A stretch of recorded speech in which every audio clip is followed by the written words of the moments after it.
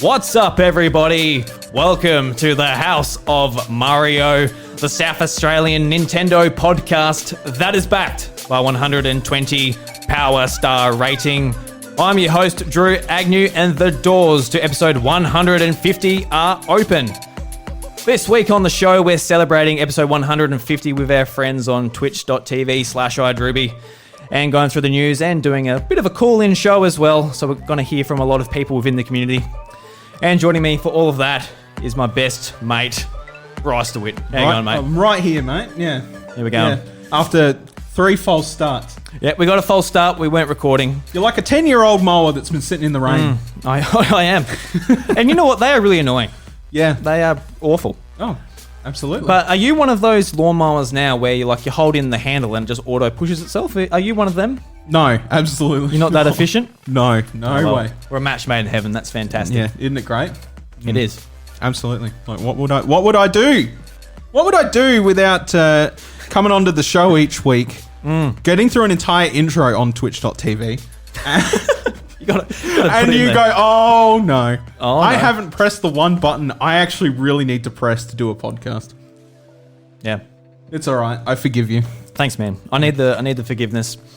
And to everybody on live on Twitch at the moment who are watching us, thank you very much. We did one false start. I buggered it up again, and now here we are. I think we're on the run. We're definitely on the run. We hit the ground and we're running at the moment. So thank you. Yep. Smash mouth. Yeah. So, just before we start, I'd like to give a big thank you to everyone in the chat currently at the moment.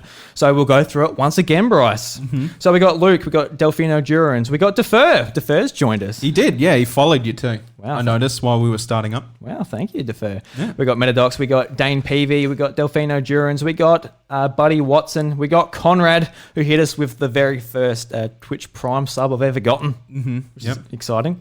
We got your lovely fiance Jade. I love snacks. 94. Yeah. We got Dash, Metadox. Done him. We got Ash in the chat who's laughing at us because of our failures or my failures. I'm not going to drag you along with me, mate. I'm not that type of person. I mean, you can. I'm right here. Yeah.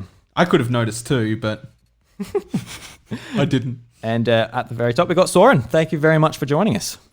Absolutely. And thank you very much to you guys who are listening as usual on podcast services. Really exciting to be doing this with everyone. So first ever live stream, first ever time recording into a camera. Yeah.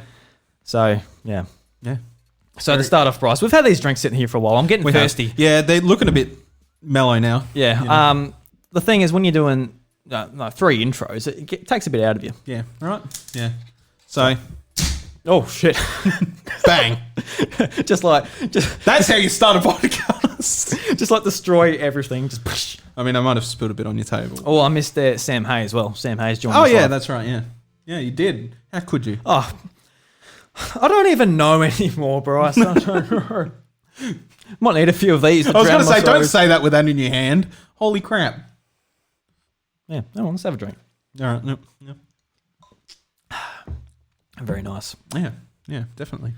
So I guess just before we start, I want to just bring up our last episode where we talked about all the allegations that were happening or put towards, I guess, prominent figures in the Smash Bros community. And we got a lot of great feedback for that episode just with, I guess, of our discussion with it, how you handled it, sort of putting all the information forward and bringing it to people and discussing on maybe how we can sort of, try to make our community a better place to be for everyone.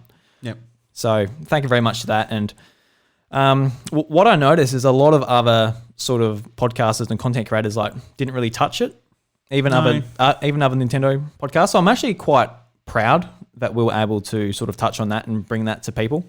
I think the biggest problem with it was that it was still very much in the midst of everything, and people were sort of trying to find a middle ground of this person could be innocent, we don't know yet. But at the same time, I think that for somebody to make an accusation like that, in most cases, it's got some basis. It's not just, random, whatever it may be. As we said during the thing,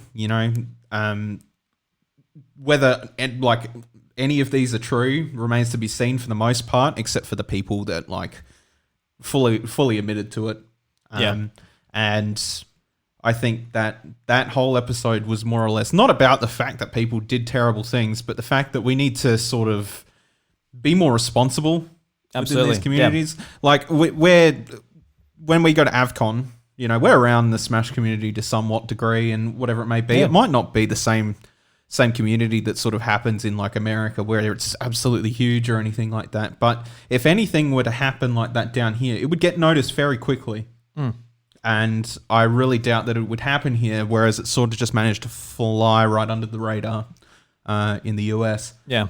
And even in Europe to some degree. I believe there was some Europe controversies as well. Right. But I didn't really get all that much into them because I think they were mostly commentators that were the problem there. And we've got Dash in the chat as well. He says, it's a very political and touchy subject at the moment. However, you guys handled it with great respect. So thank you very much, Dash. Honestly, thank you. I mean,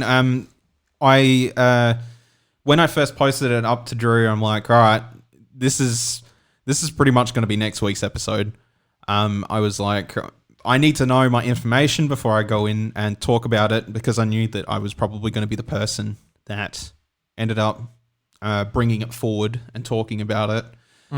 So I made sure that I did my reading, did my research into the matter, and just made sure that I was as accurate as I could possibly be. And yeah, I think at the end of the day, like I said, it was 100% about moving forward as a community and just being better. Yeah. And I think that's what's the most important out of everything. So. Yeah, because I was thinking today, like, what we basically cover on this show is, and I sort of like put it under like the 3 C's. So it's creators, content, and community. Yeah. And I think community gets swept under the rug a lot of the time. Yeah. A lot of people are just thinking about, the director of this game is making this game. Is this game good or bad? But it's really there's a community of people around that content and embrace those creators what really makes doing this type of thing special. Yeah, for sure. So when something like that happens, it's important to bring it up and really touch on it and try and push forward a better message and a better community to be a part of. Well, because without everything that happened, everybody thought the Smash community was great and that there was nothing really that wrong with it from an outsider's perspective. But obviously there definitely wasn't. And I'm glad that whatever the bad has been ousted now and it can stop and there can be more of a push to protect people that are vulnerable and really make a positive change. And, and as I said last week, there was somebody that made a very good message in that it's not a bad day for Smash. It's a good day for Smash because it means we can move forward and we can force a positive change upon this and make it a much safer community for people involved. Absolutely. As they're going forward. And I 100% agree with that.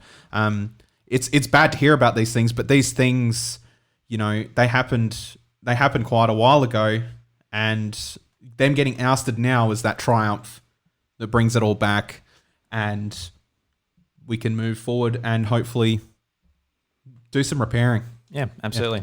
Yeah. And Seamus Mullins joins us in the chat. How you going, Seamus? Friend of the show, been on the show before. Mm-hmm. And this is cracking. Delicious. Spiced rum. Very nice. Yeah.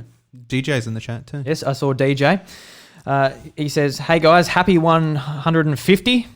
So thank you very much to DJ. DJ is a fantastic friend and supporter of the show in our Discord community a lot of the time. Absolutely. And one of the most recent iTunes reviews. Yes. Yeah. Yeah, now that you mention it. Yeah. Yeah. So speaking of iTunes reviews, we actually got another one I want to bring up. And I want to touch on all of these as we go along. All right. So we got another one titled Greetings from Denmark. Denmark. We're moving. I think we are. So this one's from Soren. And it was also in the chat. Yeah. So see, how cool is that? This is unreal. Like, that makes me so happy. Absolutely. So his review reads, hey guys, after Daniel shared your podcast in the Nintendo group on Facebook, I have been an avid listener. I listen to a lot of different podcasts, but you guys have quickly risen to one of my favorites. I have all 3 major consoles and have always primarily been an Xbox player. The Switch is my first Nintendo console. By listening to you guys express your love and enthusiasm to the Switch and everything Nintendo, I have really started using my Switch more and more and keeping up with Nintendo-related news. Thank you for the fantastic podcast and keep up the great work. P.S. Love the Aussie accent. We can say some words in the accent if you like. Mate. Kangaroo. Oi. Oi, yeah. Aussie. Boomerang. Yeah. There you go. Didgeridoo. Okay.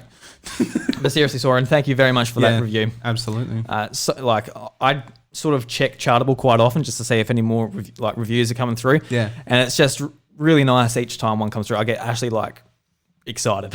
Yeah, because it is like a primary motivator, and we weren't getting them for like a very long time. But as we've sort of gone up and up and up in episode count, we've started getting more and more and more, and it's a real huge motivator. Yeah. Yeah. Absolutely. That really is. And I can't express how thankful we are to Daniel. Initially left an iTunes review. Yeah. Skyrocketed us in the charts. And he also went to the effort to share us in a Facebook group, which then brought, 5 people to at least leaving a review. Could be more, just listening to the show. Yeah. Which is absolutely phenomenal. So if you would like to support us, I think that's how you do it. You share us in a Facebook group or something where people would be interested in consuming this podcast. Yeah. So, and Daniel, wherever you are, you're a champion. You are a champion. You are an absolute champion, honestly. Well, he's in Denmark. We know that. Well, somewhere in Denmark. You know what I'm saying. It's crazy that we all of a sudden had this huge flood coming from Denmark. It was so random, but I love it so much, and I can't thank Daniel enough for sharing us and putting us out there. And this is what it's come to. Yeah, absolutely. We want to move to Denmark. Yeah, well, I mean, we haven't got much set up just yet. There's no background, so we haven't. That was a big part of the plan this year, is we were going to start moving on and doing more content.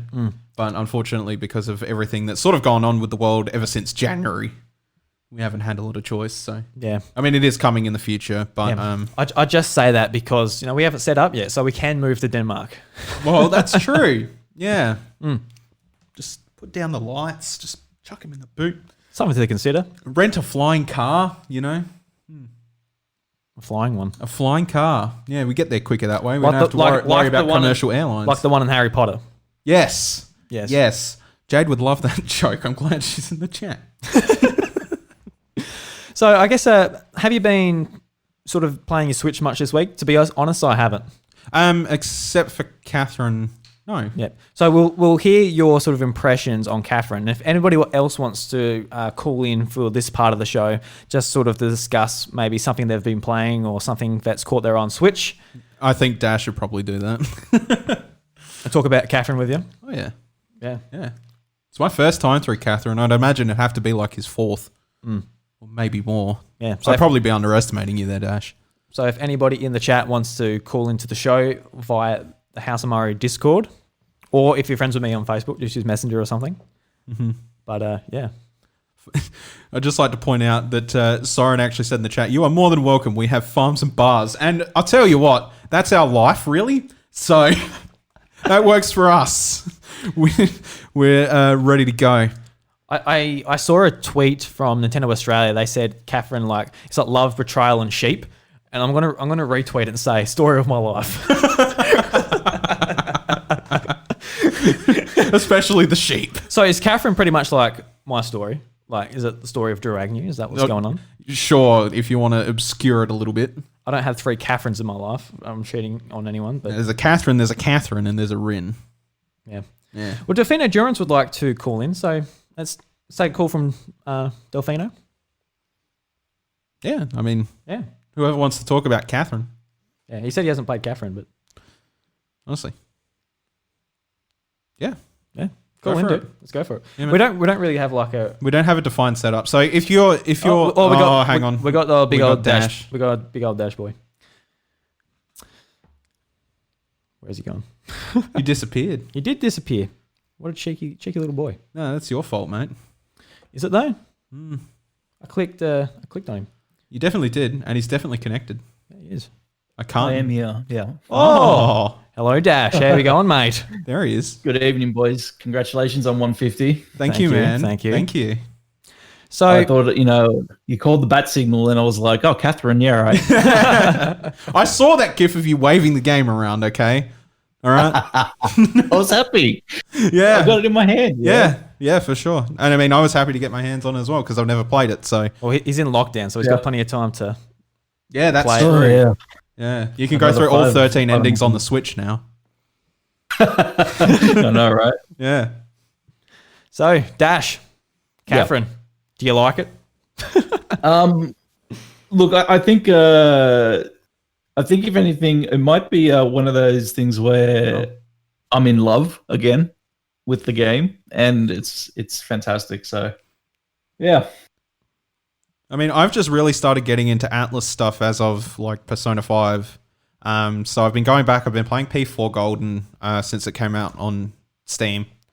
And I'm like, all right, well, Catherine I already decided when it got announced that I was going to go and get Catherine because I was always sort of interested in how that story would play out. So that was the next part for me. And I haven't been playing it like religiously, sort of just on and off because of the style and like the pace of the game itself. But I'm really enjoying it on Switch for the fact that I can just pick it up and put it down. And I know that's like a comment that's said about literally every Switch game ever, but it works really well for Catherine because it is just a short puzzle game with story segments. Oh, right, yeah. I think the way to go about it is right now with it being more narrative based and then like puzzle based in terms of how you play. It's got a great casual appeal so that anybody with it can actually pick it up and go and basically play it on the go now and enjoy Catherine for what it was, which was essentially a classic for like the PS3 and the Xbox 360 era. So. Yeah, and the story's really intriguing. Like, that's the thing I care about most about that game, and I assume that's what, has most people talking about it, is just the further they go in the story, the more they want to hear about it.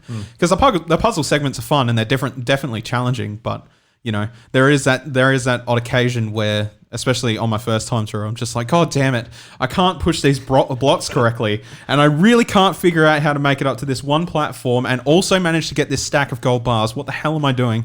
And then I would just die, and then that was it. And then I'd be like, God damn it, I just want to get to the next story section. I might just have to pull you up, guys. The people on Twitch can't actually hear us because it's not feeding back into the computer. So, oh my God. So the next person I'm going to have to use my phone for. All right. All good. So Dash, we'll let you go, mate. Thanks for calling Thanks, in. mate. No problem. Congratulations again, boys. Cheers, dude. Gotcha. So there's the first learning experience, Bryce. We can't use the computer. Wow, that's strange. Yeah, it doesn't feed back into the computer because it's got this thing's got like inbuilt technology, I guess. So I guess the person calling, their voice won't be going back into their ears. Right. Gotcha. So that's why. Okay. Wait, so they could hear us? Yeah. Okay. Yeah. That's good. Yeah. All right. Yeah. So I'm not sure why that was. That sucks. Yeah. But yeah. So Catherine has been really fun. It's been hard to pick it up the last couple of days because I've been working a lot though. And I mean, I really want to get back into it near the end of this week when I've got a lot more days off and get it finished before Paper Mario. Yeah. At least one ending. Because I know that, trying to tackle 13 before Paper Mario comes out next Friday is going to be near impossible. And obviously we're going to have to talk about Paper Mario. Yeah. So, but yeah, that's my agenda with Catherine. I'm really enjoying it. It's definitely a lot of fun. I bought it for, full price. And a lot of people were just like, "Oh, that's it's a steep price point." And I'm like, "Yeah, I agree." But supporting Atlas for that console was perfect. Yeah. Yeah. I mean, for me, I just finished The Last of Us Part 2 last week. Yes, you did actually. Yeah, I remember seeing that. Absolutely loved it. I think going into it, I was really worried that it was just going to be super depressing. And, there are a lot of really super depressing moments in that game. But I came out just really enjoying it. And like when I finished the first Last of Us, I didn't actually want to play it again. I'm like, that's enough. That's a perfect little package. I got the story. Yep. The gameplay was like, it was fun. It was serviceable. But with this one, I find myself, I think one of my favorite parts of the game was actually the gameplay. I just really enjoyed it. Yeah, it's good. Sort of the new additions they added dodging, which sort of changed up a bit. You can actually feel like you can actually get away from clickers when they come up to you. And you can go prone, which wasn't in the first one. So you're able to run and sort of like dive down, shoot with explosive arrows, jump back up. And it can be pretty dynamic if you play it like that. Yeah. So yeah, really enjoyed it. The story was absolutely fantastic. It's very divisive. Been listening to a lot of spoiler casts, and some people are on one side, some people are on the other side. Yeah, it seems to be very split. But Yeah. I can't name a big game that hasn't had a controversy like that to some degree in years. I mean, with the story, Even Red Dead 2 was like that. yeah, and like Red Dead 2, they took a huge risk with the story. Like they did it, they did something that made some people go, "Oh, interesting," and then made other people just Go, whoa! want to punch Neil Druckmann in the face. Yeah, exactly. Yeah. So yeah, really enjoyed it. Yeah, that's what I got to say about that. Yeah. So yeah, where should we go on from here, Bryce? Should we try and take another caller on the phone? You can if you want. Holy shit. Oh no, Good job. Better clean that up now. this live show is not going well, is it? No. It's all good. Can't hear us anymore, either. No. You killed it, didn't you? Oh no. Wow. Oh dear. Have you fried it? Don't know. Still working, so Beautiful. just can't hear us. They can hear us. Yeah. Okay. Sweet. All right. I'll go and clean it up. I'll give you a second and I'll talk. So, in case you're listening to the audio, Drew dropped his drink everywhere, all over the road. So, and by road, I mean the caster. Yeah, it's all right. Big rest in peace. Thanks, Ashley Hobley. I see that there. It would only happen to us. Only. I think I'm going to talk about Paper Mario for a second. So I haven't actually said much on what I'm feeling about Paper Mario, mainly because the last couple games haven't really done so well, and that was Sticker Star and Color Splash. And it's got me a little bit concerned for this game, even though it looks really good. You're right there. The major issue, I think, is that a lot of people are quick to assume with Paper Mario games is that they're not going to turn out well because of the last two, and everybody wants the 1,000-year door. And I mean, I guess I sort of understand. I never got around to playing 1,000-year door. I played 64. I never got around to Wii. I played Sticker Star and lost interest, and I think most people did too. So the Origami King looks super awesome, and I'm very keen. Thanks. Yeah, there you go. Oh, it definitely looks really cool. I just really hope that they've managed to find something that will keep those people who really love the 1,000-year door interested, because obviously the further we go on with having these Paper Mario sequels that people want to keep bitching and complaining about, the further we get away from ever having like Paper Mario be a recurring series. And that was a problem with the RPGs for the most part too. Whether that's Super Mario, like everybody loves Super Mario RPG, but it never got a comeback. Instead, we got the Mario and Luigi series. And I would love a Mario and Luigi series. yeah, I mean, I would love that series to continue, but Superstar Saga was still my favorite, probably. A lot of people didn't like Partners in Time, and I don't even know why. I love that game. Yeah, I love Partners in Time. It's a wicked game. And then after that, I kind of fell out of it. Whether it be Bowser's Inside Story or what was Luigi's? What was it called? I can't remember. Luigi's Dream Team. Yeah, Luigi's Dream Team. Like, I didn't even play that. I think just something about the 3DS ones just didn't catch me at all. Yeah. What was the last one? It wasn't Bowser's Inside Story. They had one after that, didn't they? Mario and Luigi? Yeah, then it went to 3DS. Mario and Luigi Dream Team.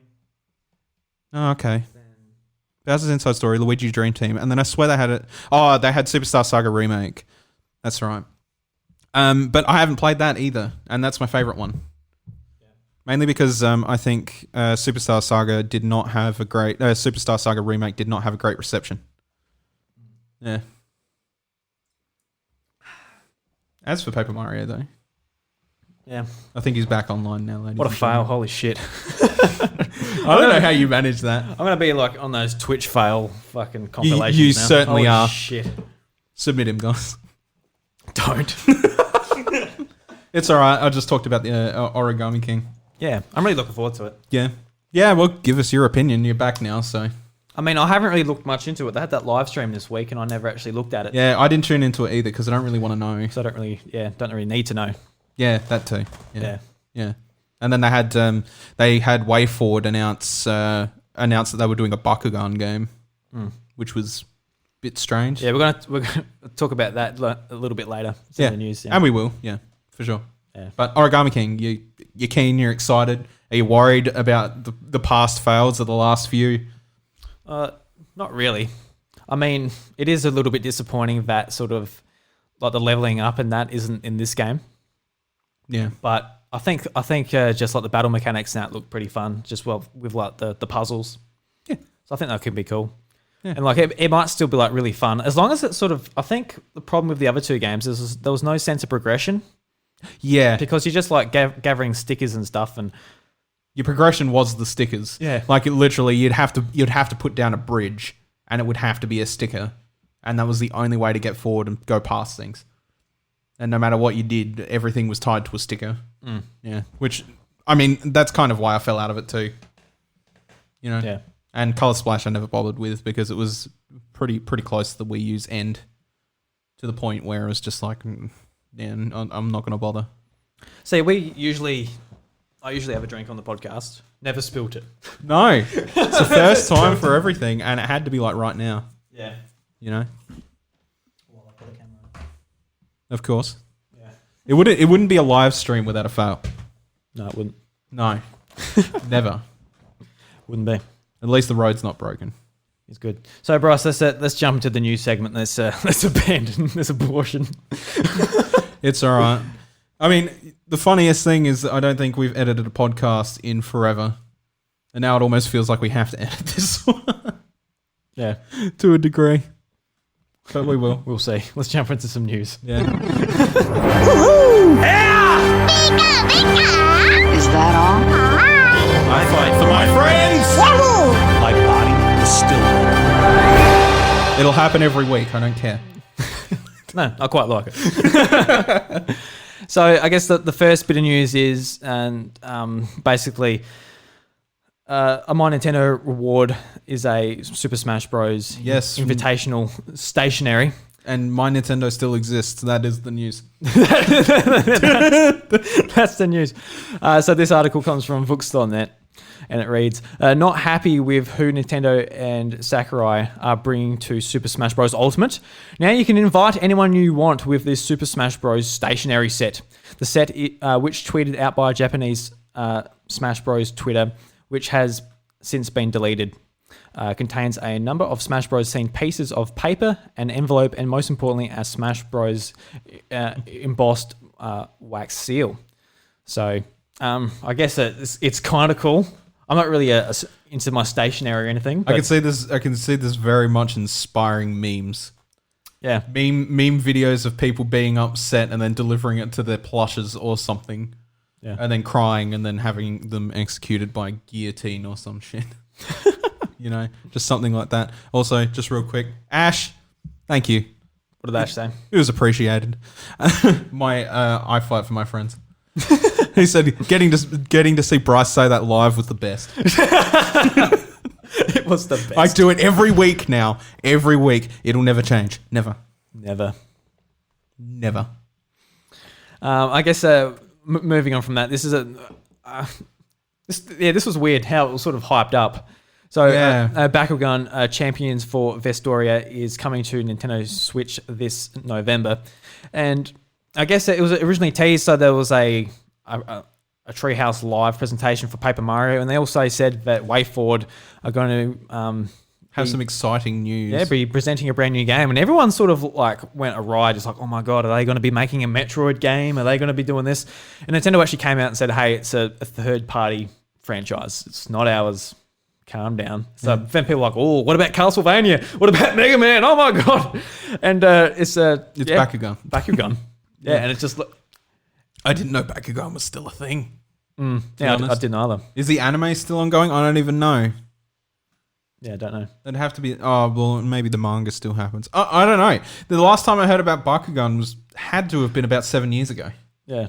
So it's a bit strange to just sort of come back all of a sudden. But I guess it was also the Beyblade of the new generation. Yeah, pretty much. Yeah. So while it's not necessarily what people would think, like, oh yeah, they'll think like a really nice looking 2D platformer like Shantae or something. That's kind of what a lot of people will be like, oh. Yeah, I had a lot of people say, you think it's going to be another Shantae? I'm like, they just released one. There's no way in hell it's going to be another Shantae. No. But yeah, it looks pretty good. Like, I'm sure like kids or people, fans of the franchise will enjoy it. And I am going to, I do think I'm going to play the trailer because this music slaps. Well, hang on. What are you laughing at? Hang on. Paul James, it shouldn't be a thing. Thanks, Paul. Good to hear you in here, man. Yeah, because Paul got pretty excited about it. It's like, oh. If it could stop being a thing, that'd be nice. And Dill said, I played the PS3 game. Was pretty good. Easy plat. Yeah, I mean, just from like the footage here. So I'm gonna turn it up. People in our Twitch won't be able to hear it, unfortunately. Oh yeah, it's a slapping tune. But listen to this tune. Yeah, it slaps. It does slap. It is really good, yeah. But I mean, that was the same thing with Beyblade in the day. Yeah. The theme song would slap. It did and slap. that's all that anybody cared about. Yeah. Is that the fucking theme song slapped. Because like, yeah, it's just Beyblades. Like I absolutely like we loved them as kids. Oh yeah, yeah. And just like it's Beyblade. Yeah, yeah. I think it was like late high school. I actually like downloaded the theme, put it on my iPod. Picking up speed, going out of time, going back to back. It's a way of life. You're gonna fall down. Down. Get back up again. Beyblades. It's Beyblade. And then there was a guitar riff, and that's all anybody really gives a shit about. Oh, it was so good. It really was. Yeah. So next up, Deadly Premonition 2 patches in the works. Dev team working on improving the title. So before I read it, have you seen footage of Deadly Premonition 2? No, because I've heard enough about it already to the my. point where I do not want to hear about it. So Deadly Premonition 1, which is Deadly Premonition Origins, that is already on Nintendo Switch. Like, it's just a real janky game, but the story is charming and it's just really weird. It's weird and it's become sort of a cult hit because of that. And when they announced Deadly Premonition 2, I think it was a timed exclusive on Switch. So it's like, oh, well, this will be interesting. Maybe they can improve it and still be a weird, wacky game. But judging, I think some points in the story in that are fine, and sometimes it touches on some issues in a really poor way. I'm just going to leave it at that. But just like the frame rate is just disgusting in this game. I think playing it would honestly make me sick just from the motion. It's just awful. I don't even want to bother looking at it because like everything I've heard about it was enough. Yeah. And I really don't, like, I'm not interested. I'm not going to touch it. Yeah, because like Donnie, who hosts a Nintendo podcast, Nintendo Shack, he actually pre-ordered it because it was he really enjoyed the first one, so he pre-ordered it. And when he saw the footage of this, he was like, "Oh my god, this looks awful. Can I get a refund?" And as we've discussed before on the Nintendo eShop, there is no refunds. No, yeah, and it's like dead in the water at this point. All I hear about is memes about it being absolutely shocking. Yeah. So it's unfortunate. So, a couple things in the chat while we're what's going on in the chat while I'm watching. Tam is in here now. Oh, Brendan, how you going, man? Good old Brendan. And he says, this just makes me want way forward to develop a Beyblade game. Yeah. Yeah. And I mean, like, I would love a Beyblade game again, but like, to some sort of decency. I never really played Beyblades though. Like, I'm in the game. GBA. Like, video games. And the Flash games. And the Flash games. I played like a bit of the Game Boy Advance game, but yeah. Because like you go, it was kind of like was it like a platformer kind of? You like going around it and not like a 2D platform, but you're sort of like going around a level trying to get through it. I think so, yeah. Yeah. And then Conrad jumped in and put his 2 cents in and said it was no Crush Gear Turbo. And I like Crush Gear Turbo too, but unfortunately you can't find any mention of Crush Gear Turbo anywhere nowadays. Like, even if you were to look for the anime, Oh, yeah. Crush Gear. Yeah, that was a You thing, cannot holy. you cannot find that thing anymore. Yeah. I'm just trying to divert the talk from Deadly Premonition 2. Yeah. Oh, let's move on. Conrad, if you want to call in just via Facebook Messenger to talk about Crush Gear and Beyblades, feel free to. Wherever my phone is. I have a feeling that it went just about as well as your Kraken. On the floor, though. Not on the road. Yeah. Yeah. It's okay, road. Man. Yeah, you're right. You're all right, man. God, what a fuck up. How embarrassing. So embarrassing. It's all right. You can't see it in audio form. In front of all of my friends. You can't see it in audio form, and it gave me a chance to talk about fucking Origami King, which we've not done fuck all, obviously. Yeah, well, we're sort of just waiting for it to come out. It's another Paper Mario game. I'm sure it's going to be pretty good. Yeah, well, hopefully. Yeah. Considering how the last two have gone in terms of reviews, I'm not sure. Yeah. Anyway. We'll leave that one to later. So this one's from My Nintendo News, and this is a rumor. A traditional Nintendo Direct could premiere this month. Next. Exactly. I don't know how many times people have said that since the start of July and even like June. I just put this in the middle. All right, guys, just calm down. When we hear about it, we'll know about it. I was reading an article yesterday that was like, they've already got ideas in line for the Switch's successor. Because at a shareholders meeting, they were like, the Switch is doing really well. We really like what it does. So we're going to keep that in mind as we're going forward with the new console. Like if it happens, you know, whether it's in the next 5 years or 50. And people are like, they're already thinking about the next console. It's like, no, they're not. They're not. They just want to be able to take everything they've gotten from the Switch and reuse that idea to a degree where they're like, this is the next generation Nintendo console, but it imports everything you love about the Switch to it. Yeah. Very, very much like how the Wii pretty much 100% transitioned into the Wii U. Yeah. Yeah. So, I mean, yeah, it's pretty exciting to think about, but it's a long way away. Let's just enjoy the stuff we've got. Yeah, for sure. Yeah. People shouldn't get overexcited. It's just, you know. Soren in the chat, this is a question aimed towards you, Bryce. Have you finished Xenoblade Definitive Edition and have you played the new content? I haven't. Look, the thing with Xenoblade, it is a bit of a trudge to get through, and work's been really janky, and I really want to like invest all the time. I'm actually really considering just thinking about going and playing Future Connected because I already remember literally everything from Xenoblade anyway. I said to myself I was going to be like, I'll just go through the story and do it as normal and then get the full experience again. But to be completely honest with you, I want to see the Future Connected stuff now, and I think that may be hampering my enjoyment a little bit.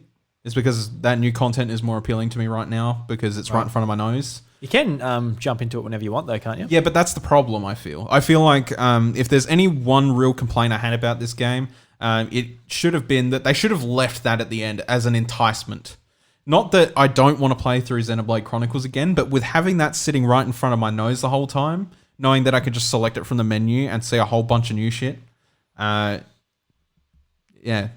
a bit of a demotivator to actually playing the game. So I'm actually thinking about just saying, bugger it, I'll go play Future Connected, because like I want to give that game the attention it deserves. And for me to do that requires me to put a minimum of 80 hours in and at least 120 before I finish the final boss, because there's a lot to do in Xenoblade Chronicles, like heaps and heaps and heaps. And it's just been really difficult to motivate myself with Future Connected right on the menu. It really should have just been at the end of the game, unlocked as you're beating the game, giving you an actual reason to beat the game. I think a lot of people I think it's there because they don't want to lock away new content because they want people to play it. And a lot of people that have already played through the game and aren't interested in another one, they can just play that content straight away. Yeah, and I mean, I think that's great and everything, but at the same time as well, for the people who have never played Xenoblade and they're just like, I'll just go play Future Connected. That's the entire. I would assume that's going to pretty much spoil the entire story for you, like right off the menu by going down A. Yeah, you know. And I know that it goes, you really should play the game first if you don't want to be spoiled. And then who the hell listens to those warnings in 2020? I mean, that's all they need, though. If I went and clicked on it and it said, "Oh, this is going to spoil the story for you," it's like, okay, I'll back out of it and I'll go to the normal game. Maybe. I just feel like it is more of an incentive to leave that at the end of the game to go back and re-experience everything and maybe like touch up your gameplay, because I'm much better at it now than I was first time I played it, because I actually know what I'm doing. Xenoblade Chronicles 2, as lengthy as that game's tutorial was, and when I mean lengthy, it was like 40 hours long before you literally understood everything. Yeah. By that game spacing out that tutorial over the course of 40 hours, even if like the last like 20 hours of tutorials were really just little nitpick thingies that just make your gameplay a little bit more optimal. Yeah. It really helped me understand Xenoblade a little bit better in how I should approach enemies, and it really does transition back to the original quite well. The only difference is that you have the art bar instead of the blade actions. So if you can learn how to sort of transition it to an art bar instead of the blade actions, you'll pretty much have a very similar gameplay to 2, just less polished because obviously it's quite older. But yeah, I'll smash through it and I'm killing world bosses left and right and stuff like that. And it's great fun, and I'm experiencing a lot more of the game than I did the first time around. But knowing Future Connected's right there, and that it could possibly lead, because I'm not looking up spoilers, it could possibly lead into Xenoblade Chronicles 3 stuff. It makes me really excited to go into that. Yeah. And I think that's the big hamper. Yeah. Tam says here that the DLC actually sidesteps some of the major spoilers, interestingly enough. Well, that's good. That's good to hear. You might be able to play through a bit and not get the spoilers. Not that as you finished the game before. Yeah, but if it spoils anything like the 7th party member, then you've already sort of hurt the experience. You know, even if it's just something as simple as that, you already hurt the experience by spoiling something like that. Right. It is very much a very intricate story, a very large story, and it's the best, I would say, the most ambitious project for the Wii, with how big the world is and how long the game is and how good the story is, that, any little spoilers like that could probably really ruin it for you. Yeah. So, it's a shame. It is a shame. So this one's actually pretty cool. So this is from Nintendo Enthusiast, and the title is Tomb Raider Collection trademarked has fans hopeful for a potential release. So rumors are circling about a Tomb Raider Collection releasing in the near future, following a trademark filled by Square Enix. The name True Tomb Raider Ultimate Experience was initially trademarked in 2018 before being renewed last month. Platforms at this stage are unconfirmed, but Nintendo Switch is often a target for releases of older titles. Re-releases, yeah. The trademark filing shows there's intent from Square Enix, but we're yet to see if a release is forthcoming. An alleged promotional image has also been posted online as part of a rumor report, but it's actively being called fake by Direct Feed Games. The article goes on, but there's sort of like, I guess, nothing to back this up, but it would be awesome to see the Tomb Raider games come to Switch. I'll be all over it. I'll probably get it day one type of thing. Yeah, because you fell in love with the reboot, like the first game. Yeah, I absolutely love the reboot. I thought it was really good too. Yeah. But my major problem with it is it ran like absolute shit on the PS3. Yeah, I mean, like really bad on the PS3. I mean, I didn't run that bad, but on the PS3 I had it. It was awful. And the multiplayer, the multiplayer was that was shocking. That looked like like a picture book, flipping through it. That was so bad. The single player was good though. Yeah. So I don't know if like this would include that game. It'd be awesome if it did, because that's one of my favorites. So I don't know if it's just like the older Tomb Raider games from PlayStation 1. I dare say it'd probably that'd be the case. Whereas if it's just like the early PlayStation games, I probably wouldn't be that excited, but it would be cool to at least have the reboot on there from 2013. Buddy says multiplayer was bad. You know what? No, I actually enjoyed the multiplayer. The fact that it was 20 FPS at the best of times and laggy as shit 100% of the time was what made it bad. But actually playing the game itself, when get somewhat of a decent match was fun. It was decent enough. Yeah. It's just a shame that it was 100% hampered technically. Yeah, man. I remember playing it. And it was unplayable. Yeah. But like, I'm saying, like, I had like a match where I was like, oh, this is good, and I enjoyed it, and I was really good at it. It was fun. But then I gave up after like one session of trying to do it because the performance issues were that bad. Yeah. So it'd be cool to see a sort of collection come to Switch. It would be nice. The problem is that a lot of people are tying this in with Lara coming to Smash, and Oh yeah, it's like, come on. yeah, no offense, guys, but like at this current point in time, just leave it off the table. Just because a game's coming to Switch does not mean the characters also coming to Super Smash Bros. No. We get Lara Croft as like a Mii costume or something. Finally, before we move on to the next article, Ash says, anyone remember Bioshock 2 multiplayer? No. No. Bioshock 2 had multiplayer? I don't remember that shit. Yeah. Like, at all. I do remember it. It's just like, yeah. He plays the Big Daddy. Oh, actually, Yeah. now I think I'm getting flashbacks, yeah. Just like aggressive flashbacks. Oh, Bioshock Help. multiplayer. Yeah. Dill, I do. I love being a daddy. A Big Daddy. And the final news story. So Reggie pays his respects to late Satoru Iwata. I saw this on Twitter. His words and creations touched so many of us. So Satoru Iwata sadly passed away 5 years ago today, and Reggie Fils-Aimé, former president and chief operating officer at Nintendo, paid his respects today on Twitter. His Twitter reads, 5 years ago, my boss, mentor and friend, hashtag Satoru Iwata, passed away. His words and creations touched so many of us. I continue to think about him every day. And I've included Reggie's tweet below. That's in the article. Satoru Iwata was loved by many, by both Nintendo fans and his colleagues at Nintendo and further afield. His presence on stage and his unmistakable, joyful charm in the Nintendo presentations. Who can figure out that Wii U unboxing? I actually forgot all about that Wii U unboxing. Yeah. I remember like putting on the gloves. He's like, "Oh, check out this thing. It's pretty sick." Yeah. It was nice. And his impact on Nintendo is still sorely missed to this day. So I think just with the 5-year anniversary, I guess, what's one of your memories of Satoru Iwata? Definitely the bananas. That's a big standout, isn't it? It's something so small and so dumb. Look, But it was so funny. back then I wasn't paying as much attention to like the actual executives of Nintendo. And I mean, I know, you know, he was a game developer first and foremost. That was very obvious. But like, as he sort of fell into that role, you know, he became more or less known as the head of the company and not so much the game developer that he was in the past.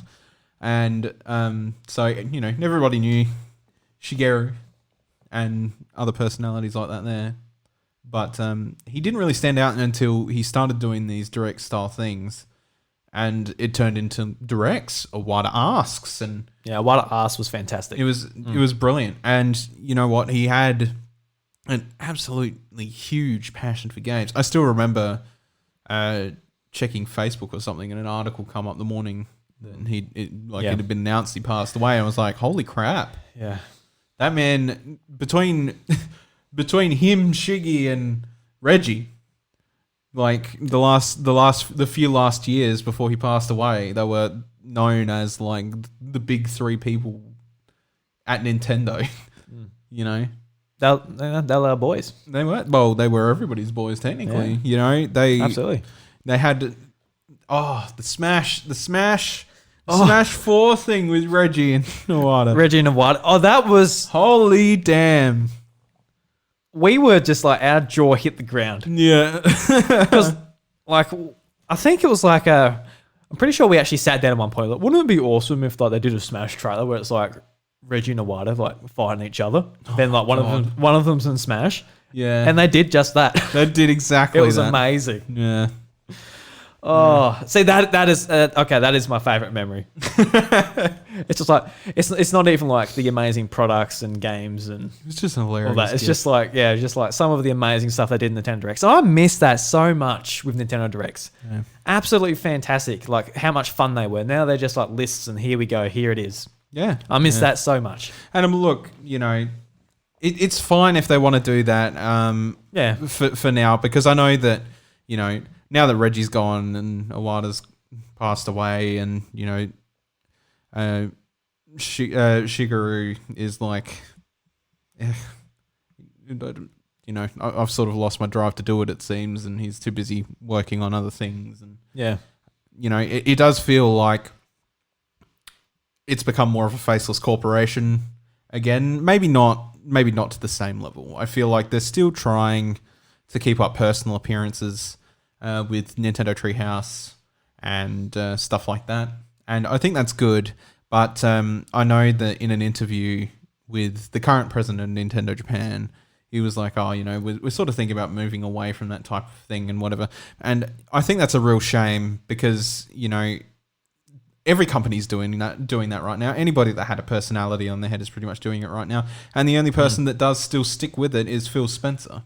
And we talked about Phil Spencer the other week and how he's sort of like in that relatable video game guy niche, I guess. Yeah, well, at the moment he certainly is, isn't he? Exactly. And we can all identify Phil Spencer and go, hey, that's the guy that made Xbox good again, And that's what's important. And even just with those guys, it was just like, look at these legendary human beings who make robot chicken sketches, Muppet sketches. Oh, see, that is devastating that they're gone. The Robot Chicken and the Muppet skit.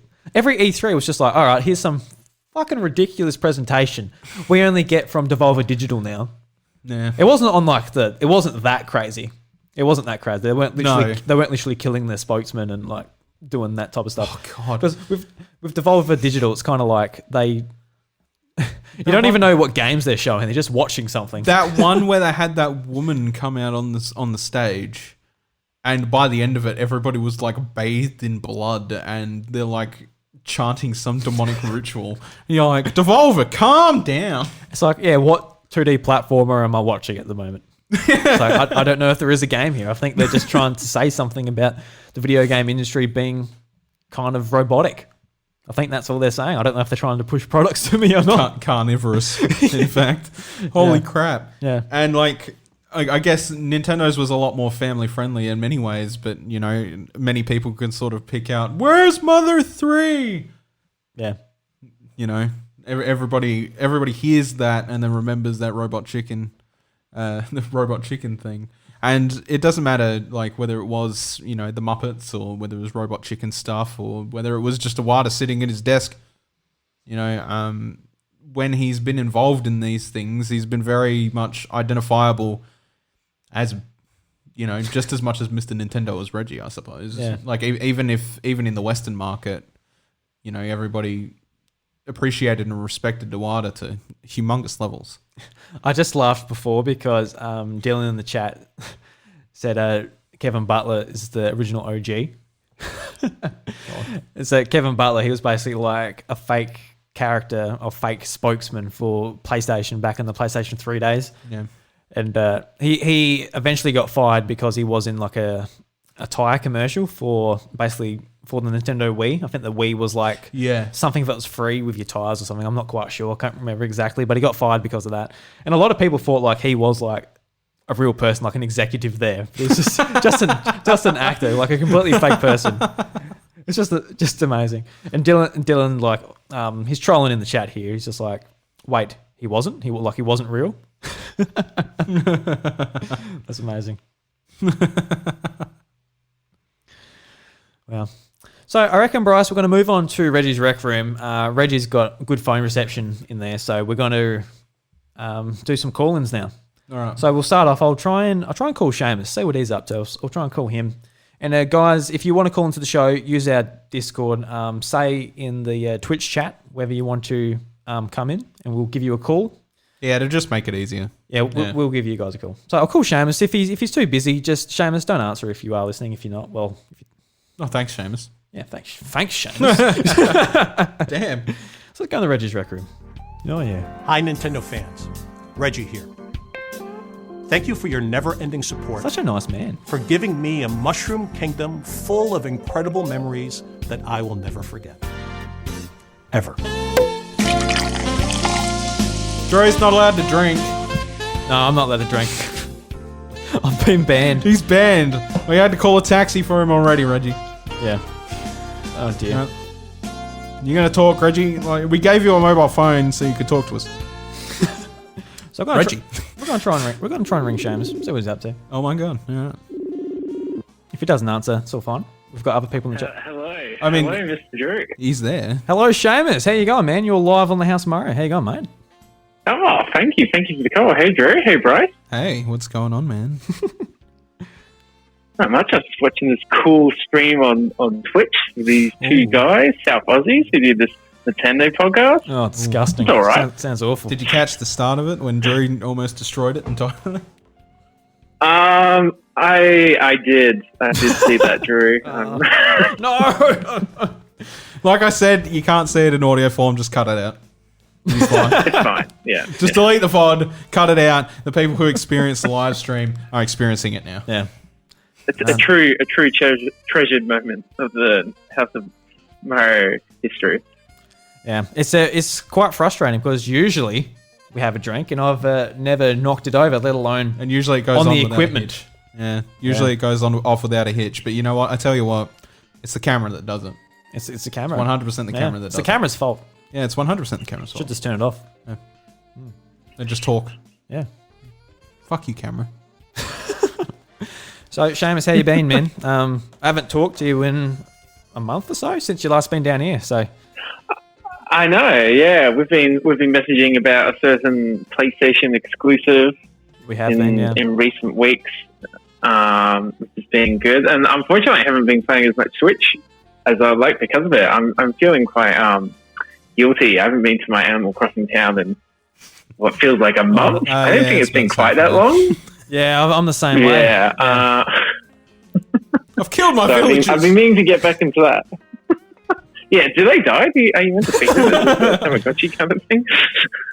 However, like you were saying earlier this episode about the new Paper Mario game, I've never played one before, and my girlfriend and I are going to be picking it up together, and it looks great. cool. Like it looks really, really good. Like I'm really excited to play it. Like I've heard not so great things, like Bryce said earlier in the show about most recent ones, and so it seems like it's going to be a good jumping on point for me, which is great. Like it looks great. It's I've never played an RPG Mario game before. I haven't played an RPG properly for a while, so I feel like I'm getting that RPG kind of itch. And just the art style is just so nice. Like I love the look of it a lot. Like it just looks like it would just be a visual pleasure to play. Like a lot of Nintendo games, but it seems like especially this one. Yeah, it'll be nice after The Last of Us, so it might be a bit of fresh air, a little bit different definitely colours. change.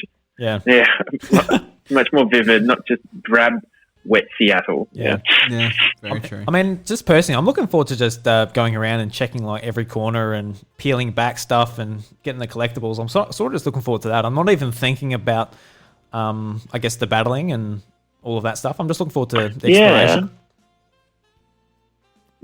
I mean, and the cute little puzzles and stuff as well look really cool from the trailers they've shown so far. So yeah, like it looks like a really robust, all around cute Nintendo experience. I'm very excited for it. I'll get to my Animal Crossing villages eventually, maybe in a few months. All the new content just came out, Seamus. How could you? I can swim now. You can swim now. You can dive for scallops and give them to Pascal. There's the stoner beaver dude Yeah, that will like really Pascal. Like what more could you want? That's very good points, bro. I mean, if you're in the Southern Hemisphere on your game anyway, you've also got snow. That's true. That has been very pretty. That has been very nice. I haven't done the snowman thing yet. I do neither. want to do that. I probably won't get around to it either. Honestly. I really like the winter event stuff. I think the snowman stuff's pretty fun.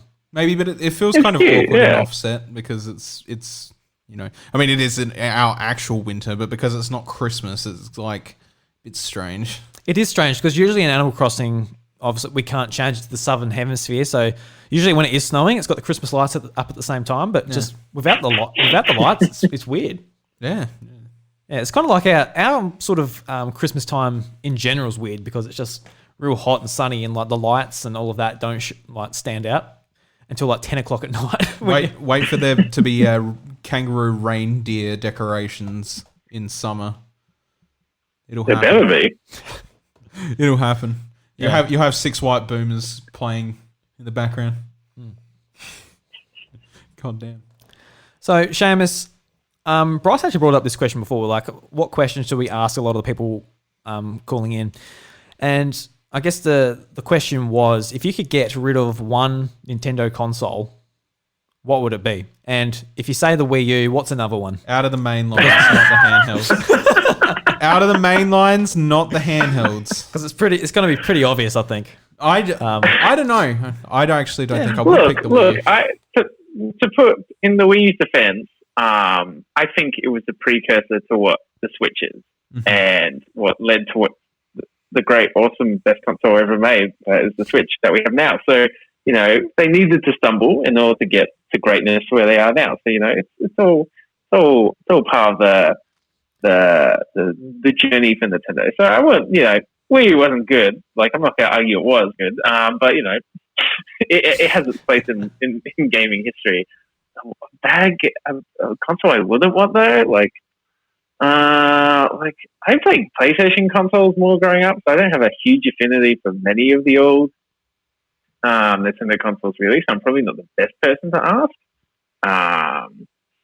You just have to get rid of one. Just give your personal opinion. Drop kick it in the bin because of its controller. The GameCube, just because it's not a cube. Yeah, that's true. Let's go with that. I'm actually going to illogical. I'm going to double down on that. Actually, I think I probably would remove the GameCube. I think I would. You know why? Why? I'm looking forward to seeing the chat after. You know why? What's that? Okay, so we had Mario Sunshine. Most people debate that that's one of the worst 3D Marios. We had Wind Waker, which is debated as one of the best Zeldas. Yeah. Which would suck to lose, but I don't think losing Wind Waker would absolutely detract from Zelda whatsoever. We had Double Dash. Double Dash was good, but you've got Mario Kart 8 Deluxe, and I don't think you're going to get any better than that anyway. You've got some Fire Emblem games, which they're great too, but the Wii had some good ones as well. And then you had Melee, and that was probably the selling point for the console the most.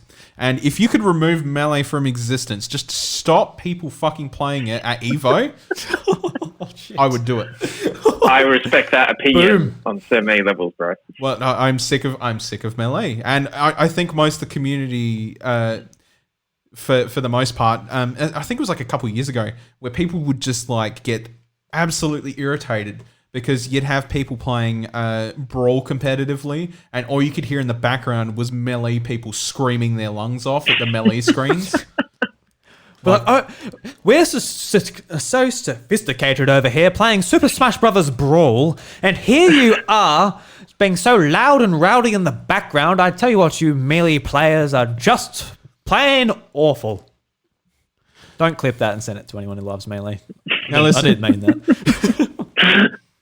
Now listen, Dash, I don't like that opinion of Smash altogether can go in the bin. Melee can go in the bin. That's fine. But don't you touch my Smash. Holy shit, he said that too. That's disgusting, Dash. Yeah, wow. That's very dramatic, yeah. Yeah. All right, we've got other opinions sort of in here regarding that question, but they might come on to discuss it. Yeah. We will get people on to discuss that question. I think that's a very important question we can discuss. Yeah. So, Seamus, thank you very much for answering my phone call.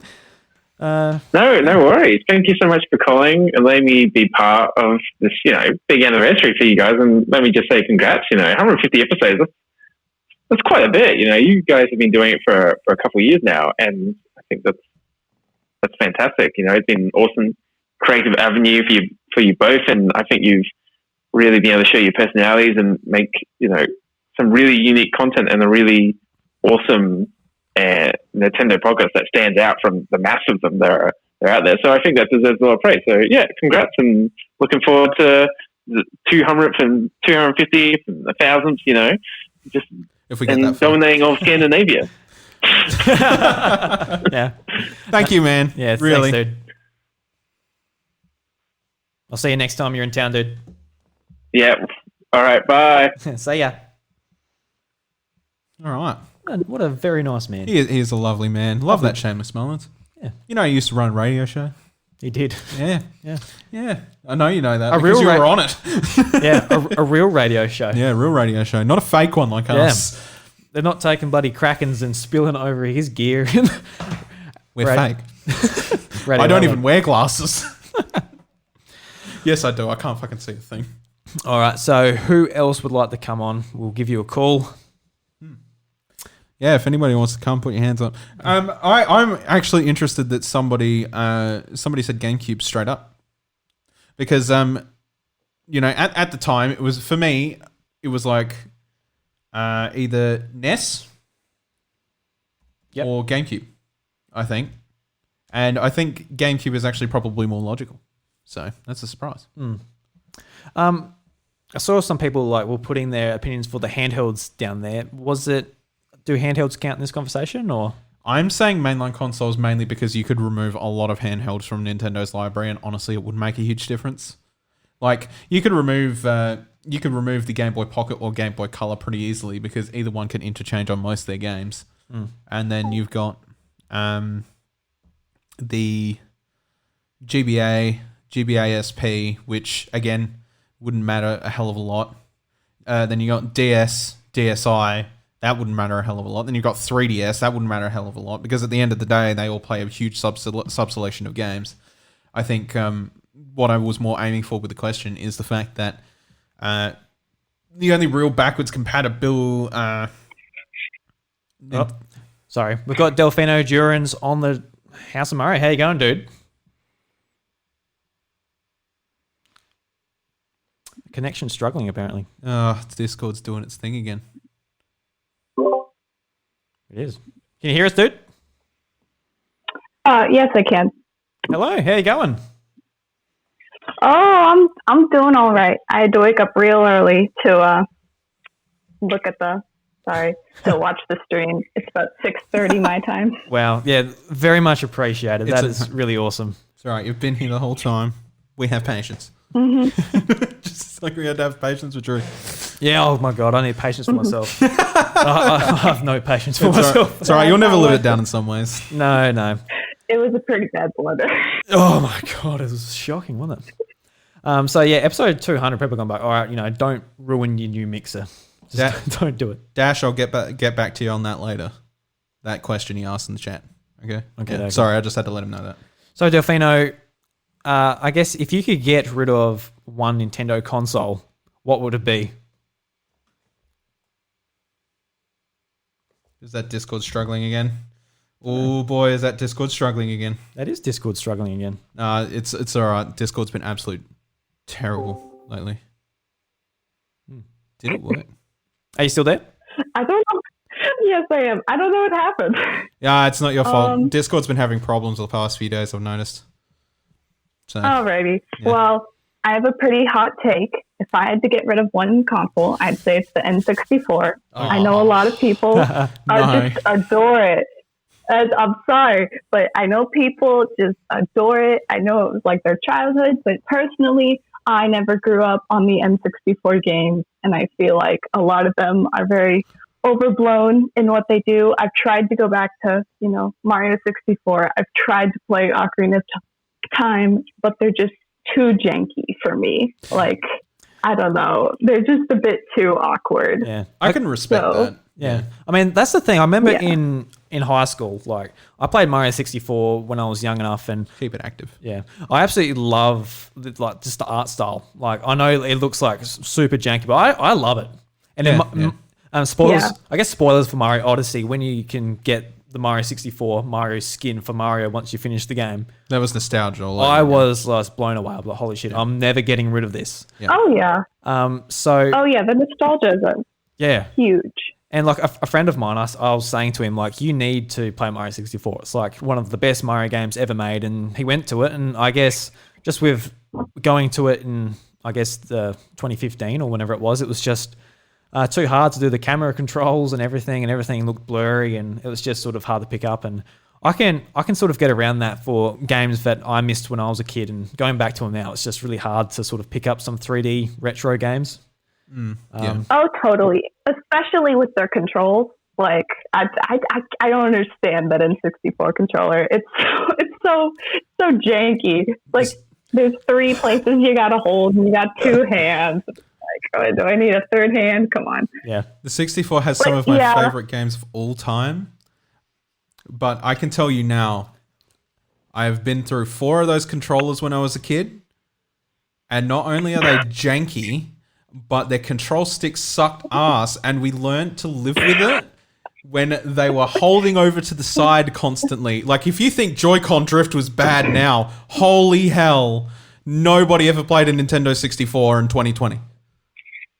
Oh, I know. And it's like, you get rid of the GameCube, you're getting rid of that perfect controller. I'll say right now, the GameCube is one of the best controllers. Yeah, I mean, I can agree. Yeah. I mean, you've even got a wireless one for your Switch. I do. But I also think the Pro Controller is a very nice controller. Yeah, I love the Pro Controller. Switch Pro. Yeah. I've never invested in a Pro Controller, so I can't really talk much on it. That's fair. Yeah. So you play... yeah. It always kind of... I guess it kind of baffles me when I hear like people play their Switch on the TV just with Joy-Cons, with the grip. I'm like, ooh, like that's it is a pretty rough experience. It's only coming from me because I'm used to the Pro Controller, and it is a very expensive controller. So don't get me wrong. Like it's 110 Australian, so that's like probably a couple of games you can get instead of a controller. Yeah, that's right. Which, you know, yeah. especially with the Pro Controller, it does have like 2 very glaring problems, which annoy me personally, which is just like the triggers not being analog, and the D-pad, which just does not work properly for platforming games. Yep. Yeah. But it's a very nice premium controller in terms of like how it's built. Everything else is awesome. Yeah. If you're playing a 3D game or whatever, it's fine. Yeah. Yeah. Absolutely. Yeah. Oh, yeah. I bought a wired Pro Controller recently. It's like a third-party one, just so cool. I can not beat up on my Joy-Con so much, just because I'm worried about them. Yeah. And that does the Power job. A1? But yeah. Is it a Power A1? Mm-hmm. Yeah. Those controllers are nice, both wired and wireless. Yeah. Yeah. Yep. Yeah. Yeah. Power A have done a really good job at giving easy access to third party with the Switch. Mm-hmm. Every Power A third party controller I've touched, I've not had a problem with. Yeah. They feel a little bit cheaper maybe, but they definitely do the job. And like that's better than saying something like Mad Catz back in the day. Like Mad Catz was just like, oh my God, Mad Catz! I still have a Mad Catz memory card. Oh wow! Yeah. And it's so janky because some games it'll be like, oh, we don't understand this memory card. Can we delete all the save data off of it so we can make our game work? And it's like, no, you cannot. That was Mad Catz in a nutshell. Yeah, well, like with memory cards, it is not worth like the $10 saving. No, but it's only like your mum who will go and pick up a cheap memory card. It's like you would never do it. Oh yeah, but that's the only memory card we have. The only other one is the Animal Crossing one, which is full of Animal Crossing save data. So okay, all right, so that would be a devastating save to lose the Animal Crossing one. Yeah, and hard to recover. Yeah, but no, I was trying to play Ocarina of Time, the Master Quest edition, and it was like, we don't like your memory card. Can we delete all the save data? And I'm like, I don't need to play Ocarina of Time that badly. No, especially now it's on a 3DS and looks better nowadays on the... Oh yeah, the 3DS version is the best one. Mm-hmm. Is that one of the reasons why you might be happy getting rid of the Nintendo 64? Because we actually got a few Nintendo 64 ports on Switch. Yes, we did. Mainly, it's that a lot of N64 games, I can come up with a equivalent that is just as good or better on, different consoles. Mm-hmm. It's like Mario 64. You can bring up Mario Sunshine Galaxy, all the 3D Marios. Zelda, a lot of the Zeldas have been remade, or there's just different ones like Wind Waker and Twilight Princess. gotta play Twilight Princess HD because it's so blurry on Wii and GameCube. I can't get over how blurry that game was. Like Mario Party, different Mario Parties came out later. Yeah, but they weren't as good as the ones on 64. Coliseum. That's still good. That was still real good. Stadium. They're all good. It's just you can kind of come up with their sequels later down the line. Yeah. I have a big counter argument though, and a lot of people will either not agree with me or agree with me, and that is Banjo-Kazooie come out on that console. Oh, you're right. Yes. Got him. Yes. Okay, wait, but I got you. Rare Replay. Oh, God. It's not the same. And the game is still buggy on the Xbox to this day. You can still activate a glitch in Banjo's house where if Banjo picks up notes in the minigame paintings, they stop existing in the actual game, so you can't 100% a file. You literally have to delete and go back. They didn't even go back and fix that glitch from the 64. It's got to be authentic. It's not authentic. It's annoying. Because you have trophies on the Xbox. Yeah. So that was the one achievement you didn't get, wasn't it? Yeah. Yeah. It was the one achievement I didn't get in my 8-hour playthrough. It was very sad. Yeah, no, I never played either of the Banjo games. I haven't actually played any Rare games just because by the time I was playing video games, the buyout had already happened and I didn't own a Microsoft console. Yeah. Unfortunately, you missed the golden set of games there. It was like Rareware was everything from the end of SNES. Yeah, Rare Replay really needs to come to PC and Switch. Yeah, I think so too. Yeah. And I hope it does happen. Yeah. I would love to see Banjo back on the platform he should belong on. Yeah. Well, Delfino, thank you very much for joining us today, and I just want to say your support on Discord and everything is so appreciated. We can't thank you enough. Absolutely. So thank you so much. Oh, thank you so much. Oh, wait. Can I actually talk about one more topic before I go? Yeah, go for it. Go for it. Okay, I wanted to talk about Paper Mario a bit. I'm on the side that this Paper Mario is looking really good, and people who, are still thinking about Thousand Year Door, that has been 15 years ago at the very least. And I just think that's a bit like they're being unfair when they're comparing. Intelligence systems is completely different than what they were 15 years ago.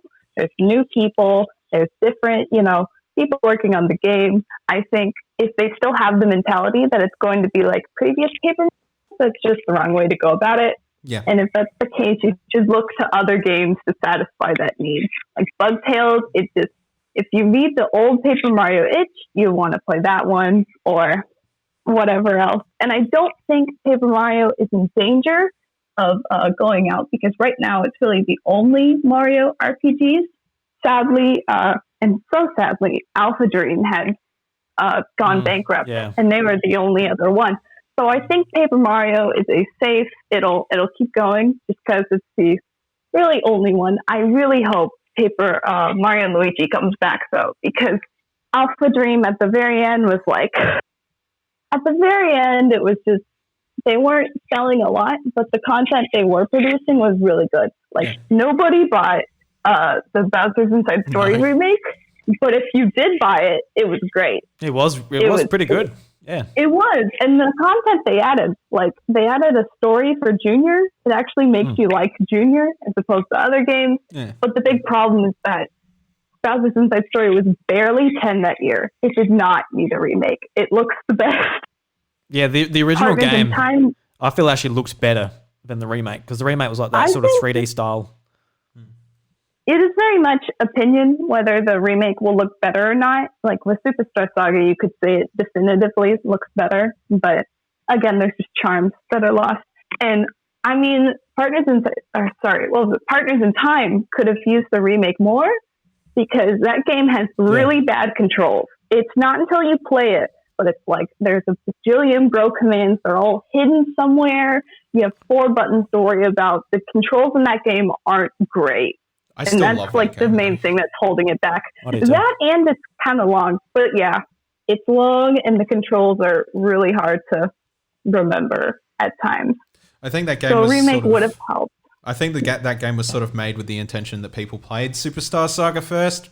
And Exactly. there are a lot And of that people you're that we had in our friend group that picked it up, and I wouldn't say dabbled as much in Superstar Saga, if at all.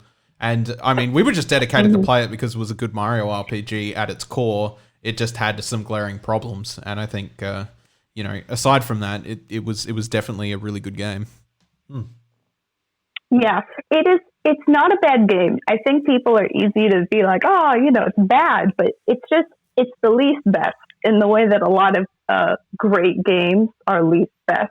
Mm-hmm. So yeah, for sure. Yeah, it is very much a shame, but I'm very excited for this new Paper Mario. It seems like they're taking the criticisms from Color Splash a lot better, i.e. less Toads, which that is the worst thing for me, is the fact that they can't do original characters anymore. Yeah.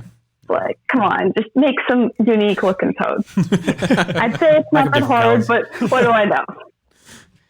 Okay, well, I've talked long enough. That's it for me. Thank you so much for calling me in. No, that's okay. Thank you for coming on the show. Yeah, thank you very much. Thanks for your support, because, you're one of our top ones. Thank you. No worries. All right, I'll hang up now. Thank you. No worries. See ya. Very nice. It's the first time we've ever talked to Fino, so it's really cool. Yeah. So we'll give Meta a ring. Hopefully he's ready. Oh my God, Meta. Are you ready? Oh my God, Meta. Dun, dun, dun, dun, dun, dun, dun. One of our boys from the very start. Real cool. Yeah, certainly was. That's if he can connect. Yeah, he's in a motel room at the moment on Wi-Fi. Let's see how he goes. Ooh. I don't know, man. So Dash, what does it say there? You're alone in this call because he's not here yet. Okay, right. We're just talking to ourselves in this call, bros. Yeah. If this doesn't go through, we'll queue up someone else just in case. I'm just going to read some things while we're waiting. Yeah. What's going on in the chat? So, we've... Yep, okay. Dash is saying, see you later. I will see you later, Dash, and yes, I will talk to you later in regards to what was said earlier. We also... Paper Mario. I think we offended him.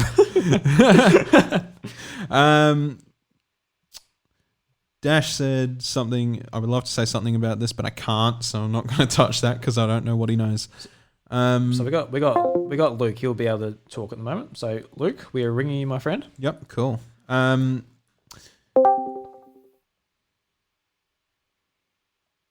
right. We're connecting. Yeah, keep going. Sorry. You good? And then it was... Where was it? In regards to my achievements, Ash said, I got all the achievements on mine, but I actually did those paintings last. About the banjo glitch. Oh, right. Yeah, because that was the only way to get through it, because you still had to do those paintings for an achievement. Yeah. Luke, welcome to the House of Mario. Again. Hi, Drew and Bryce. You had to think about it for a second. Yeah, well, sometimes I got to think about your name sometimes too. Oh, wow. Friends for years. No, I don't really. Decades even. I've got to think about whether I call you the BLT or the Beefcake. That's or true. The big old Bryce or Brycey McBeardface or yeah, for sure. whatever it is. So, Luke, how you going, man? How's it been over the last... Yeah, it's all been good. Congrats on 150 episodes. It's been very good. Thank you very much, man. Yeah. It's been a bit of a mess, this show. We've been spilling stuff on... Well, I'm not going to say where. I stuffed up the start. I spilt stuff on my gear. You're just nervous, mate. I'm a bit nervous. I got the shakes. Shaking like a... Wow. Like that. Yeah. Wow, yeah, that's great for audio. This is like... People are watching. I'm really feeling it. Perfect quote for right now. Yeah, Bryce fights for his friends as well. So, so I guess the kick off our conversation, Luke. What Nintendo console would you get rid of if you could get rid of one?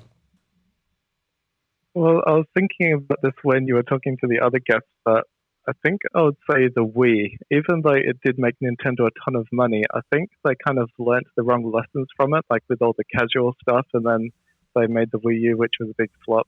But I love the Wii U. But anyway, the Wii is my answer.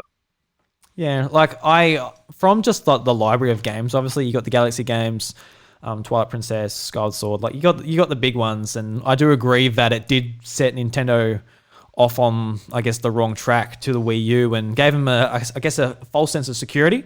Like if you look at the sales data for the Wii, like it wasn't that good apart from Wii Sports, Mario Kart. Like their titles really didn't sell that well. There was a lot of shovelware. Yeah, especially here when you're looking at how well Switch games are selling because it is targeting the audience that will consume their content. Yeah. But I will say if they didn't have that success from the Wii after the GameCube and Nintendo 64, I don't know if we would even have the Wii U or the Switch afterwards. Like it was pretty dire. It might have. We might have been in the position. Yeah. Was that sorry, Luke? I was looking very down because like the sales start at the NES and then each console slowly goes down and down and down to the GameCube and then there's a big spike for the Wii and then the Wii U all the way down in the sales again and now the Switch is up it. So if there wasn't that spike for the Wii, I think things could have turned out very different. But still, I think they kind of did some things wrong with the Wii, like making such an underpowered console, focusing on casual games so much. Yeah. Even though there was some good stuff on the Wii. But. Yeah, because like there were like the first 3 years when Bryce and I, we absolutely loved the Wii from 2007 to 2010. We were playing Brawl, we were playing Guitar Hero, Mario Kart. We're just like enjoying it. But the time come when just the hardware was showing its age. It wasn't getting a lot of third-party games we were getting interested in. So come 2010, we sort of moved on to Xbox and PlayStation there for a bit and just like dipping back in for stuff like Skyward Sword and obviously playing Smash Bros when we caught up. But there was that bit where it was looking real dire and I think they could have used, I wouldn't have called it the Wii U, but like the Wii 2, I guess, around like the 3-year mark, upgrade pretty quickly. Yeah, to sort of catch up with the, I guess, the industry to get some more ports and games on there. But yeah, I mean that's a good take. I like it. Yeah, and I mean I 100% agree in a lot of aspects. But I think the thing that concerns me most with the Wii is how many developers really wanted to put their cash in on it, no matter how much it took. And I like to point games out like the Call of Duty ports and stuff like that about this as well. Because those games were made for marginally more powerful hardware and they suffered an absolute shit ton just by going down. And it just felt like that Activision wanted to sort of cash in on that. But that happened with like a lot of games that were sort of on Xbox and PS3. And, I appreciate them trying to do it to a degree, but I don't think it was so much out of the goodness of their heart more than it was the fact that everybody owned a friggin' Wii. So, it did sort of inspire, I guess just some really sort of janky versions of games that really just shouldn't have been released. And they did the same with the DS as well, with the Call of Duty games. And it didn't work too well. And some of the bad I guess clout that developers have been getting nowadays, and we talk about one fairly often being EA, in that they'll release a half-assed or like watered-down version of a game on the console, and then they'll bitch when it doesn't sell when they're selling it for full price. Like we've already complained about Burnout Paradise Remastered. Like that game, it was on, was it Steam or Humble Bundle? I sent Drew a picture. It was either a Steam or Humble Bundle sale, and it was $16. Well, yeah, on the PlayStation Network, it was 12, and the original plot price is 25, and it's 70 on Switch. It's 70 on Switch. Yeah, and I feel like the Wii actually inspired some of those bad habits with some companies in general, and I think EA is probably one of those as well. In that, if it's on Nintendo, we can charge money for it because it did well on Nintendo on the Wii, and I feel like. It's just been a recurring thing ever since. They did the same thing with Mass Effect 3, and they were like, it's not selling. That's really annoying. It's like, well, when you port the third game of a trilogy, over when the whole thing is supposed to be about moving your save data up, doesn't make a lot of sense. Yeah, and wasn't that around the time when they released the trilogy on whichever consoles, but then they only released the third one on the Wii? Yeah. Yeah, it made no sense. And by the time you got to the end of it, you could buy Mass Effect 3 on the Wii U for the cost of a meat pie. It went that cheap. Yeah, I know. Like it was absolutely shocking, and they wondered why it didn't sell. It's because they didn't put the trilogy on there. the trilogy where it's all about making your own decisions and the save carrying on. Yeah. They just released the last game. Yeah. Oh, I don't know what they were thinking. And they like EA has constantly made decisions in regards to Nintendo like that ever since. And it just makes no sense. yeah, just how they publish games on Nintendo platforms just makes no sense whatsoever. Like at all. No, yeah, absolutely. And I do think that actually goes back as far as the Wii in terms of inspiration. Because they saw how much the Wii sold and they were like, oh, this is a good cash grab. The next console is going to be really good. And then they went on to the Wii U and then they fucking did half-ass shit the entire time just to try and grab some of that money. You know? Yeah. And I think the Wii is to blame for that. Yeah. So, Luke, if we can get rid of the Wii, maybe none of that will happen. I don't think we would have Nintendo to talk about as a hardware maker anymore if it wasn't for the Wii, though. Is there anything you would really miss on the Wii? Myself. What about you, Luke? And Luke. What would you miss on the Wii if it didn't exist? Well, there were a few good games on the Wii that wouldn't exist otherwise, like No More Heroes or the GoldenEye remake or can't think of much else. Or even like some of the other big games like Xenoblade, which I'm playing right now on the Switch. True, yeah. Yeah, very true. Or The Last Story. Yeah, I mean, for me, it would be like Smash Bros. Brawl, Galaxy. Yeah, Galaxy 1, 2, Twilight Princess, which, we would have it on GameCube, I guess. GameCube version is better anyway. Yeah. Especially now, like, when you go back, you're just like, all right, I just want to play the controller. Yeah. I definitely feel that. Guess you got your Metroid Prime Corruption. You're all forgetting about the best one, Wii Sports. Yeah, Wii Sports. I would actually kind of miss Wii Sports to a degree. Absolutely. I reckon I've put a couple, like, no, maybe not a couple 100 hours, but over 100 hours into Wii Sports. Yeah. I mean, I probably have played a lot of it as well. Yeah. You can actually check on your Wii. They had the time as the messages each day. Yeah, it did, yeah. Remember, they had told you each day you get a message delivered to you. Yeah. Like, I've been playing Wii Sports for 8 hours. I'm dedicated. Yeah, that's right, yeah. And, like, I feel like that game was just... That's why I never really understood 1-2 Switch not being a tie-in game, because that game just... It was the reason people bought Wiis. They could have done the same thing with the Switch to half a degree too. You know? I really hope we do get something that's more of like a solidified Wii Sports experience back on the Switch in some way. But I know that at the same time, the Joy-Cons aren't that well suited for it either. Yeah, no. Yeah. I mean, Buddy Watson says Wii Sports, that's all. Just port to Switch. We got someone in the chat. P3DLW4D4. Pedal water? You mean? Hey. Pedal water? Is that what that says? I mean, yeah, if you speak in Leak speak, pedal water. I don't speak in League speak. Damn. They say Fire Emblem on Wii was dope. I never actually played Yeah, it was a good game. One. I never played it either, but I know it was a good game. Yeah. Ash says he would miss Brawl. But Smash, that really got me into Smash. Yeah, well, the Smash really got me into Smash as well. Just Dance will be released on the Wii in 2040. You know what? I believe it. Yeah, and Delfino also says that like the GameCube version is blurry, and you could actually get some like different cables for the Wii to make it look quite pretty. You got the HD version now, obviously, but I had the HD cables for the Wii. Yeah, the Wii version was capable of widescreen and looking better at the time. Yeah, so that was that. Just got to waggle. You got to swaggle and point and waggle. Yeah. So I guess Luke, we'll leave you there, man. Thank you very much for joining us for episode 150, and thank you very much for calling in. Yep, thanks. Thanks, man. See you, dude. See ya. Bye. All right. Yeah, what another very nice man. It was very nice. It's good to talk to Luke again. He's been on the show a couple times now, and even live. Yeah, when we were at PAX. Yeah. Yeah. And that's going to be a thing I'm going to miss out on this year with obviously no PAX. Oh, no. Won't be able to see like, Luke, Tam, those guys, Buddy, everyone. Yeah, tell me. Dylan, just like a lot of people in the chat at the moment. Yeah. Absolutely crazy. Swaggle. Swaggle, you're speaking my language, says Paul.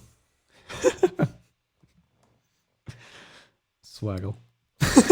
All right. I see Metadocs in the chat. Kind of want to give him one more shot. Oh, we'll give him a few shots. I'll give Meta all the chances he needs to get on the show, especially when he's got the shit Wi-Fi and he's probably watching this on his phone. Yeah, we'll see. He might pick up. He might. Who knows? It's telling me again you're alone in this call. Yeah. No, we'll see. He might be trying to connect. I'm trying to bring him in. We're trying. Shit, hotel Wi-Fi. Shit, hotel Wi-Fi. Shit, your hotel job. Wi-Fi. But oh well. There's been a lot of discussion actually. Has been.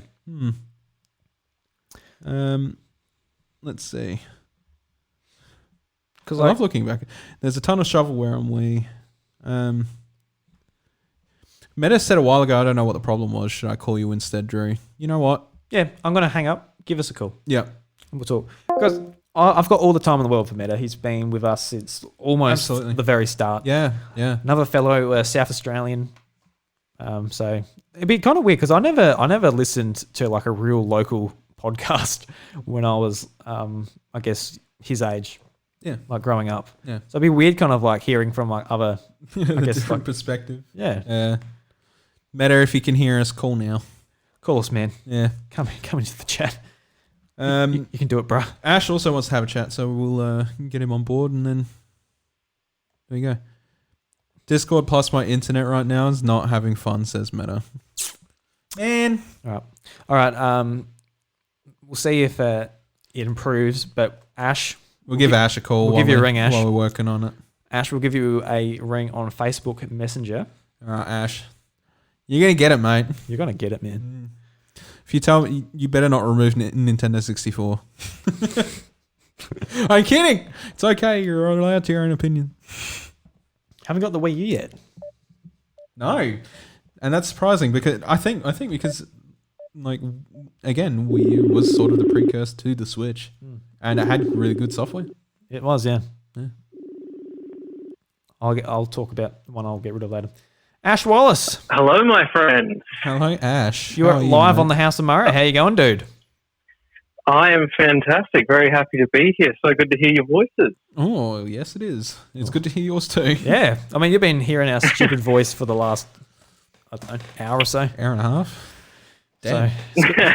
And been doing it every week as well.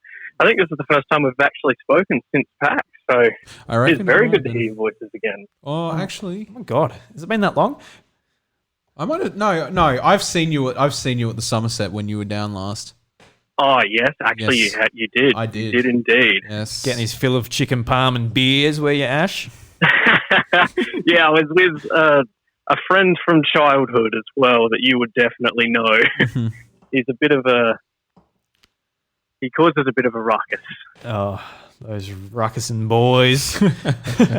So I guess just to introduce you a bit, Ash. Ash, you're a friend of ours from high school, and one of my best mates from high school. And I always sort of described you as the guy who got along with everyone, and like whoever got introduced to you, like they just like I guess started to like you like really quick.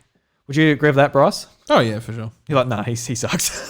No, the thing is, the weird thing about the situation, I suppose, is the amount of people that talked about Ash that was actually in my life before I met Ash probably reached a count of 50 before I even met Ash.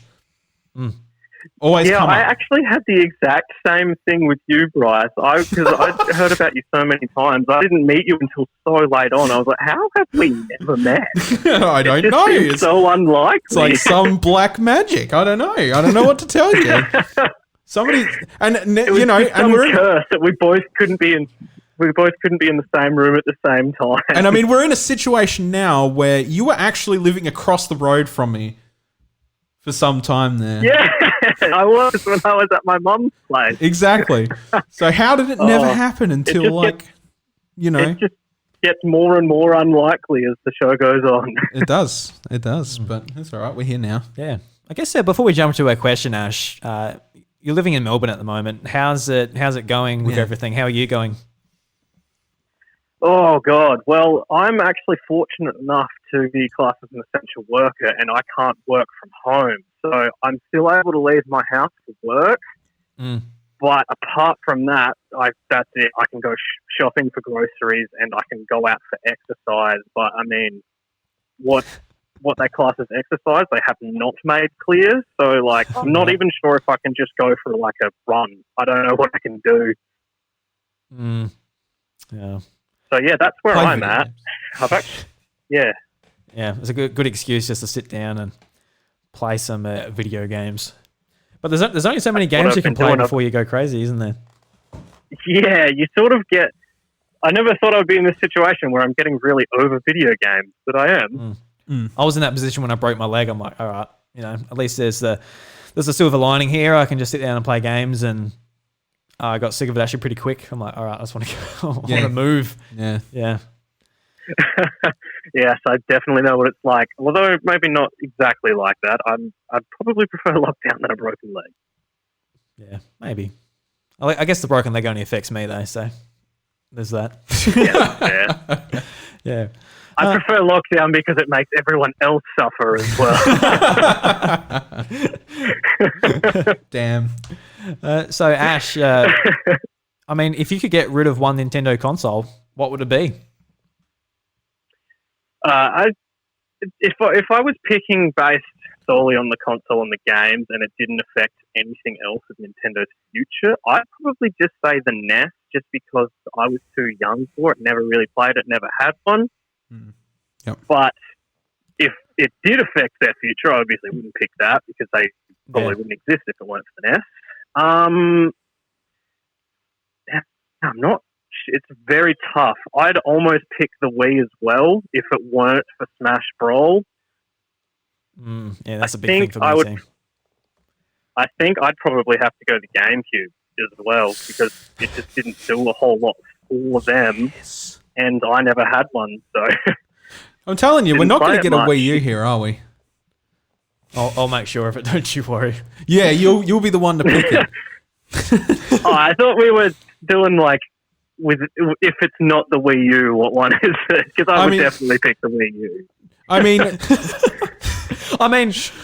it's just like I feel like everyone's going, the Wii U, like I feel like the Wii U is too much of an obvious choice, and like even to that degree, I think the reason it's an obvious choice is more about the hardware than it is the software, because a lot of the software on the Wii U was genuinely good.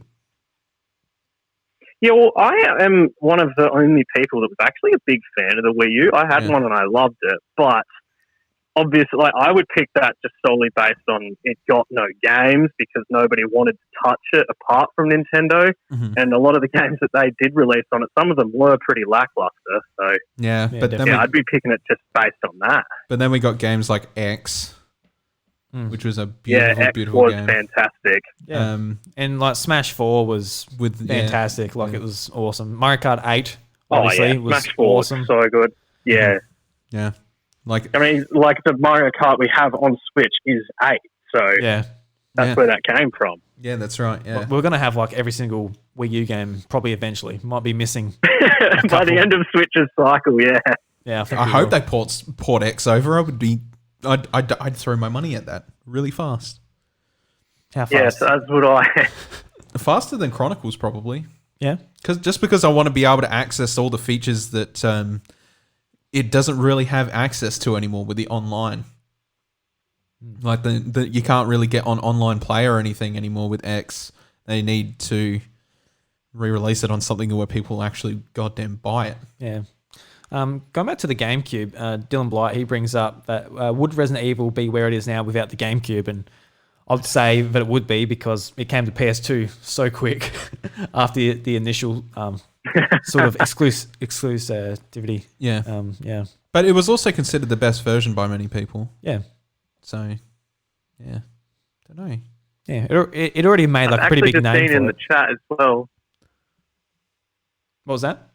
Sorry, I've actually just seen in the chat as well that Delfino's made a good point. Pikmin 3 came out on the Wii U, and I loved Pikmin 3. Yeah, and we don't have that for Switch just yet. There are rumors that like there's a port coming out like this year for Pikmin 3, but who knows if that's legit or not. Paul, Buddy, are both It would be correct. really cool, but I think it would be... Well, I never played the earlier ones, but I feel like it would be really difficult to go back from the Wii U control scheme for Pikmin to just a standard controller. Yeah. Yeah. I mean, with like the stylus, it was really quite good.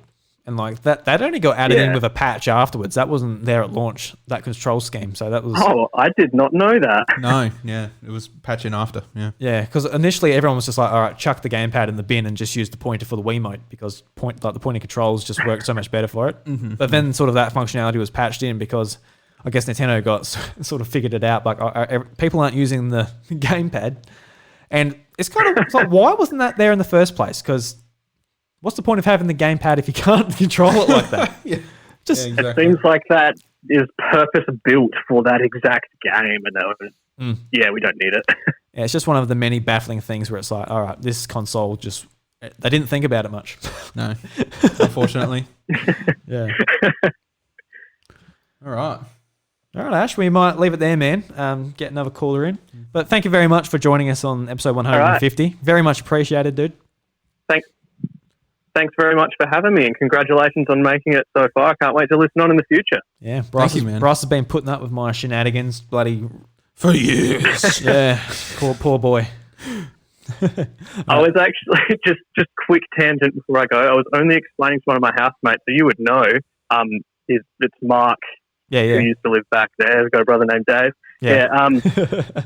I was only explaining to him how sometimes when Bryce is talking about things and you just crack a quick joke, and I just get this feeling of tension when Bryce must just be looking at you going, "Oh my God, shut the hell up." And that's exactly how I explained it to him. That's beautiful. And I love what it. happens? And I can't Pretty much. I can't wait to keep listening. And Awesome. thanks so much for having me on, guys. I'll let you keep going. Absolutely. Thank you, man. Thank you so much. No worries. See ya. See ya. So we did actually get a response from Henry. He said, "Drew, I'm alone in your VC in VC in your DMs." So if you can get him like that, then you'd be good. Yep. And then you might be lucky. Can we connect to Meta? Can we connect to Meta? Is he there? Oh, we got a voice. We've got a voice. Oh my God. Quick, don't drop the phone. I'm so sorry about the hassle. No, you're good. The internet here is You're good, dude. absolutely terrible. You do sound a bit muffled, so we'll move along with things.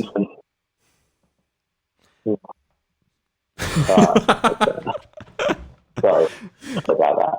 You're a good man. You're good. It's all part of the fun. Yeah. That's what this whole thing was set up for, was for the fun. Everyone in the chat and listening, like when they've downloaded it onto their phone or whatever, they're like, "Who is this Meta guy? He's illustrious. He's mysterious. Who is he? We've got to find out who he is." And yeah, it creates a story arc. yeah, we're sort of getting there. We can hear him a bit. Can you? Yeah. Yeah, there is. My sister's just walked up to me and looming over my shoulder. Sorry. Don't Abby stop. Hi. Hey, Abby, how you going? Welcome to the House of Mario. I'm good. This is great content. Good. All right. Go away. Yeah, I know. Okay. This happened last time I was on the show. It actually did. So for anyone that tuned into episode 150, we had Meta and a few of the guys from the Discord in, and 100. episode 100. He sent in his audio, and at the very end, he's I'm just like editing it. I'm like, oh, what's this bit at the end? And it's his like sister just ripping off his headset. It's like, no, don't do it. It's like, it's really hilarious. I was actually borrowing my sister's headphones because I didn't have any at the time. All right. So, she wanted them back and she wouldn't take no for an answer. It's all good. It's all good, man. So, Meta, if you could get rid of one Nintendo console, what would that be?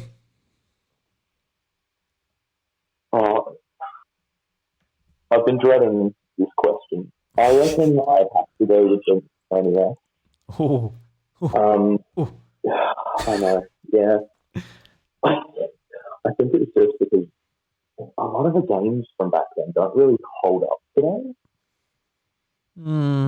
because like a lot of the information you would get back in the day is from the manuals that you would get with the game. But of course, you don't get them anymore. Yeah, that's true. With like, Virtual Console or the online stuff. Not without having to read the online manuals. Yeah. Yeah. I think also with the NES, it's sort of like I kind of say it's sacred. Like I'll never say get rid of the NES just because that is how a lot of these franchises were established and like made their own thing. And that's when they become like super prominent franchises for Nintendo. But also like for the Super Nintendo, that's when a lot of these games would have evolved and become better. And their sort of the Super Nintendo era is where we look fondly on like Link to the Past and like Mario World and that. That's where I think that's those games refined and at their peak. So I can see like maybe going for it out there. Yeah. Yeah. And also, Meta, you're younger, so I guess you don't have that nostalgia for like the early 90s as well. Most of my experience from playing NES games is from emulation. So, yeah. And I think that's the same for a lot of people, to be honest. Like a lot of experiences, especially in Australia, I feel aren't 100% always from the original source material. And a lot of people picked up the NES Classic when it came out, and I'm not sure what the reason was, for that was, but they just sold like absolute mental down here. Well, I don't know what it is. The NES is just so iconic. I mean, it is, yeah, but like I remember people buying it and not thinking much about it other than, I remember the Nintendo. I was a little kid when I played the Nintendo. I played it for 5 minutes and I enjoyed it, and I never played it again. And then they went and picked up a mini NES, and then that was it. They were back. Yeah. Just playing off that nostalgia. I remember a lot of talk about the potential for like modding them, but I never saw that actually I never saw people actually modding them. Like putting other games that weren't included on them. I never really saw that. I did that. Yeah, it was ridiculously easy too. It was so easy. The problem with the problem with them is that they are very much just very basic little hardware. That there was only two complications with actually modding those things, and that was one, you had to keep the original cable to the console or equivalent.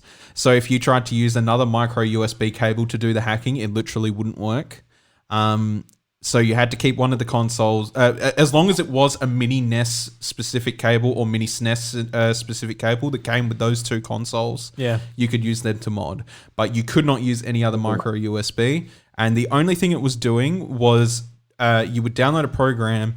It would make a copy of your console kernel, I guess we'll call it, even though it's hardly a console, but a copy of your console kernel. It would save it so that you never lose that original copy of that kernel, and then it would just it would just patch the kernel that's on the console so that it just goes, all right, this game, any game can be on here, and then you could use that same software to add in box art.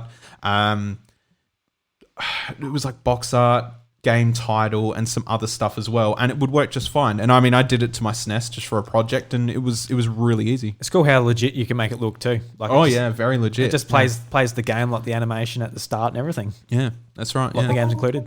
I put Chrono Trigger on my SNES, my mini SNES. Yeah. Everybody thought it wouldn't work because it's like 20 megabytes or something, but it did. It worked. Yeah. Mm-hmm. All right, Meta, we might leave you there, man, just since you're a bit crackly and hard to understand because of your Wi-Fi. But thank you very much for joining us. And we had to have you here. Yeah, we absolutely appreciate the support you give us so much. You've been here for 100 plus episodes, so thank you very much, man. Yeah, it's been a year since episode 100. Wow. Yeah, pretty much. Yeah. A while. Yeah. Anyway, well. Yeah. Thank you for your support, man. Yeah. Cheers, dude. Yeah. Catch you later. Bye. Bye. Bye. Bye. Oh. All right. What another very nice young man. He absolutely is.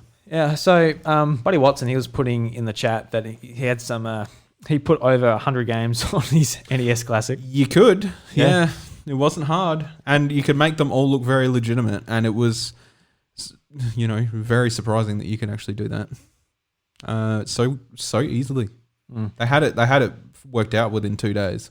So what's Ash saying in the chat here? Drew, I almost sent you an incredibly offensive meme since that call took you to the top of my chat list. Oh, God. Yeah, well, don't do that, Ash. I'm very easily offended. Tam's like, put the entire library on the SNES Classic. That'd be pretty cool. Would be nice. It'd be nice if we just had the Virtual Console on the Switch. That'd be good too. I mean, we got the Nintendo Online, which works okay. Yeah, but more. I would like 64 games, please. So if anyone else would like to ring in, give us a shout in the chat. We'll give you a ring, give you a phone call on the mobile phone. And we'll probably be wrapping it up soon, I reckon. It's coming to 2 hours. Yeah, it's coming to 2 hours already. Yeah, we'll just make sure everyone... So, first in, best dressed for this last call. Yeah. I don't know if it's the last call. We'll try and get as many people that have hung around since the start type of thing. Putting up with our false starts and our spillage. Keep on bringing that up. I should just leave it. Yeah, self-insult yourself, my friend. That's not nice of you to do. No. All right. It's just easy to do. It's all right. Shit happens. It does. I mean, it's an easy edit afterwards. You're just going to chop out a little bit of a section there and let me ramble on about... I might even leave it. We'll talk about it that much throughout the show anyway.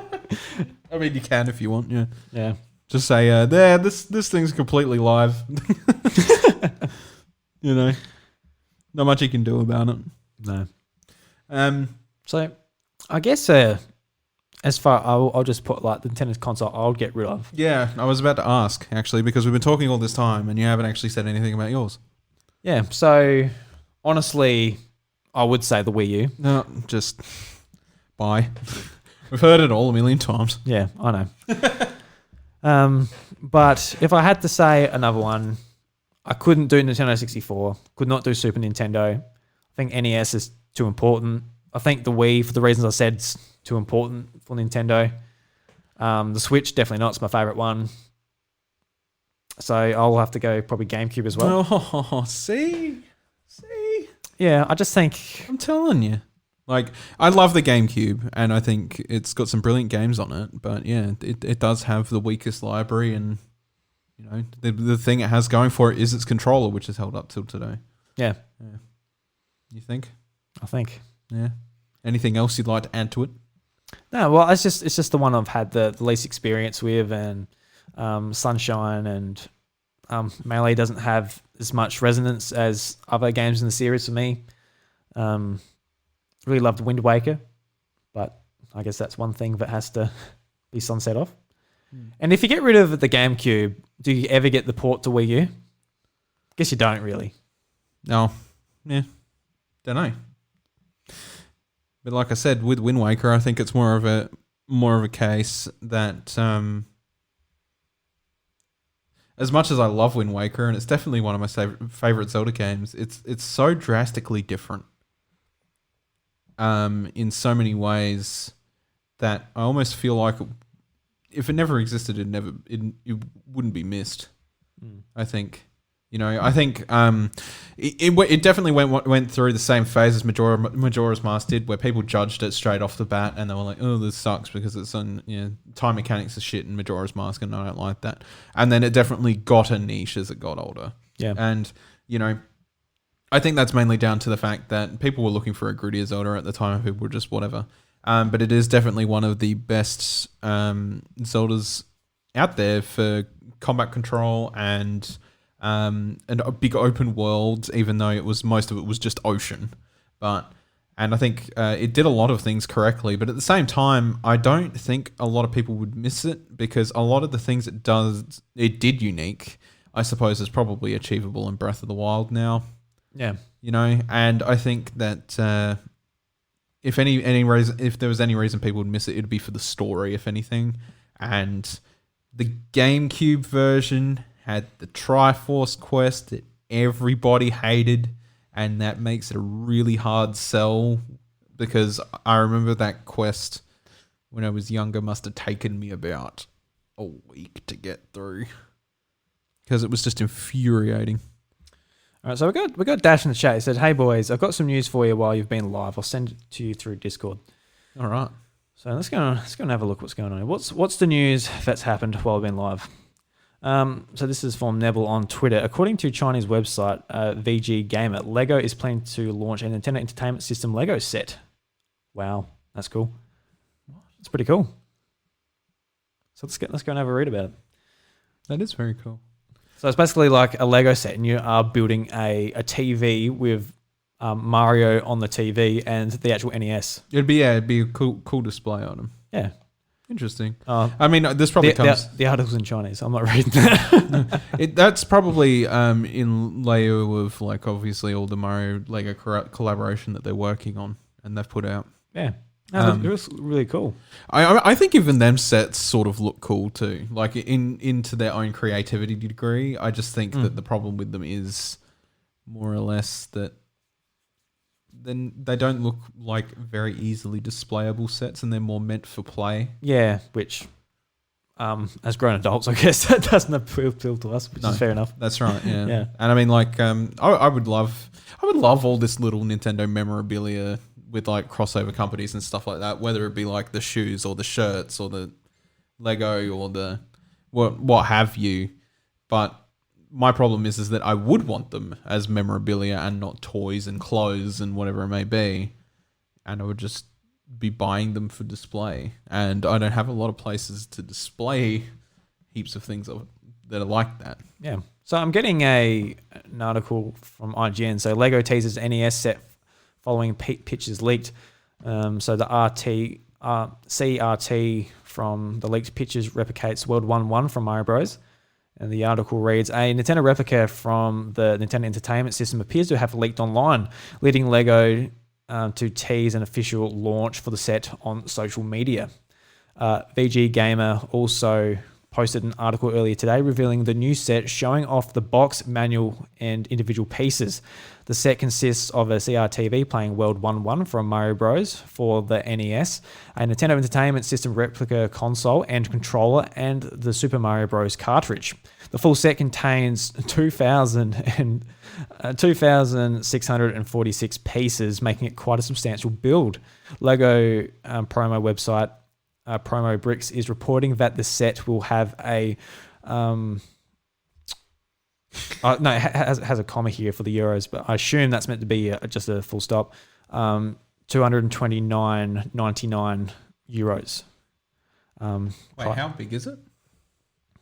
Like in scale? I'm not sure on the scale. Hasn't said anything about that yet. According to a Chinese website, VG Gamer, Lego is planning to launch a Nintendo Entertainment System. Well, that's just the tweet.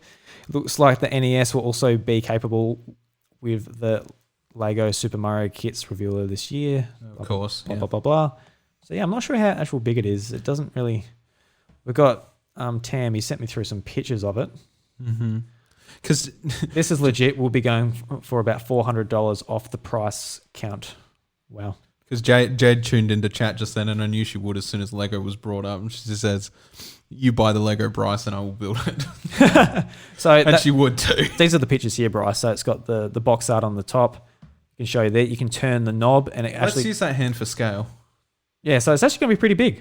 It's actually going to be pretty big. Yeah, that looks really dope. With over 2,000 pieces, it's going to be huge, and it's actually got like the back, like with like the actual that's so cool. The ports and that. This looks really cool. Oh my god, I want that. And you can move the handle to make Mario jump on the actual screen. See, this is more of the type of Lego I'm excited about. Yeah, like not a toy, but an actual like build it, put it on my shelf, like a CRT TV would be sick. Hell yeah, that looks awesome. Yeah, that's awesome. Build it and they will come, says Buddy. All right, Jade, I'll buy it and you build it. Done. Can I build one? Can I buy one and you build it as well? That'd be great. Jade, start taking commission work from Drew. Commission work, build my Legos. Oh dear. Oh dear Lord. Yeah, so that looks really cool. Thank you very much for bringing that to our attention, Dash. Yeah, really cool. Yeah, absolutely. Yeah, I totally want it. Yeah. See, we would have missed that on the usual day. Probably. Usually I'm like uploading the podcast around now, which is 10:30 at night. It's like, and stuff just pops up. It's like, oh really? God damn it. Seems to happen a fair bit. It happened like with like the last Pokemon stuff, and I'm like, oh, all right. Yeah. Yeah. So, all right. So we'll do a couple more phone calls, see who we can ring. I don't know if Brendan Tam is available. We can give him a call. Or there's Buddy, there's Dylan, there's Jade. We can give Jade a ring. She won't be able to answer the question very well. What would you get rid of? She's like, oh, I don't know. I'm waiting for her to say in chat, don't call me.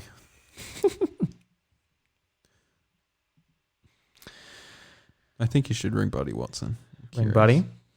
Buddy, are you up for a phone call, my friend? Paul's up for a call. Give Paul a call.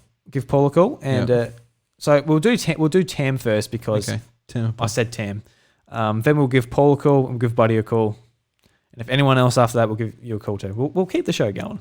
All right. We'll keep the show going, Bryce. Do it. You're not getting away just yet. You got to earn your keep. I'm good, mate. All right. No, good. Oh. Most I've got is a sore ass. Other than that. All right. Hello, Drew. Hello. Hello. How we going? Yeah, going well. Going well. Excellent. How's your Monday night going? It was nice and peaceful. Have a nice relaxing time. Yeah, very peaceful. Actually, while watching you guys do your 150th episode, I'm currently mixing the episode 3 of Blowing Cartridges. So hell Excellent. yeah, dude. And congratulations on how well you placed within the first few weeks, let alone. That's awesome. No, thanks to you two, and especially Drew for getting some people to do some reviews and get the word out. I really appreciate it. Yeah, because we've been talking like a little bit about, you've been wanting to start a podcast and you've been asking about like, what microphone should I get and all of this stuff. And I've just been really excited because you've been a huge supporter of us, and I've just been really excited for you to drop your podcast and be like, all right, I want to support you. I want to try and get as many reviews and ears on your podcast as possible. So while you're here, you may as well give us a big plug, a huge plug about Blowing Cartridges. What's it all about?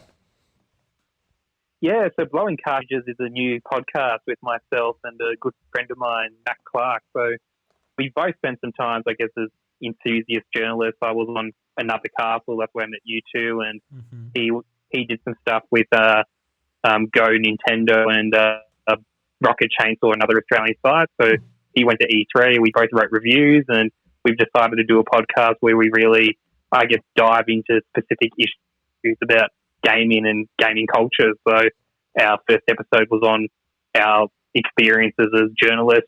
Episode 2, which will go out in a fortnight, is about like why we game as a whole, like what attracts us to gaming. So that's awesome. sort of the topics we want to tackle.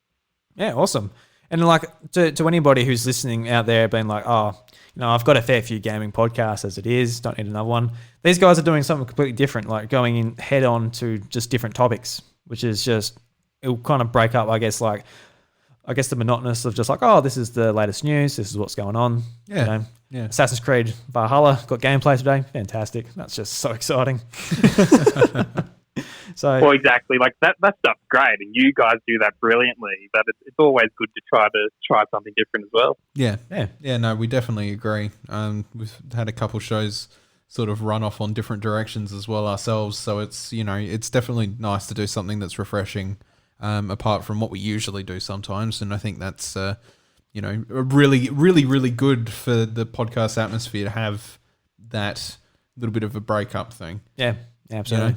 So you've found a really good niche in that, I think, and I think you're doing a really good job. Yeah, awesome. Like number 9. No, thank you very much. Number 9 on the Australian charts. Yeah, that's sick. Yeah, that's really good. Really yeah, good. Yeah, it is amazing. It's such a good feeling, and hopefully we can keep on going up. Yeah, because it's amazing how much reviews can make. We know that from our Denmark friends. Yeah. So. Oh, that does get a shout out in episode 2, so watch out for that. Very cool. I'm going to listen to it tomorrow. You just dropped it sort of later today, didn't you?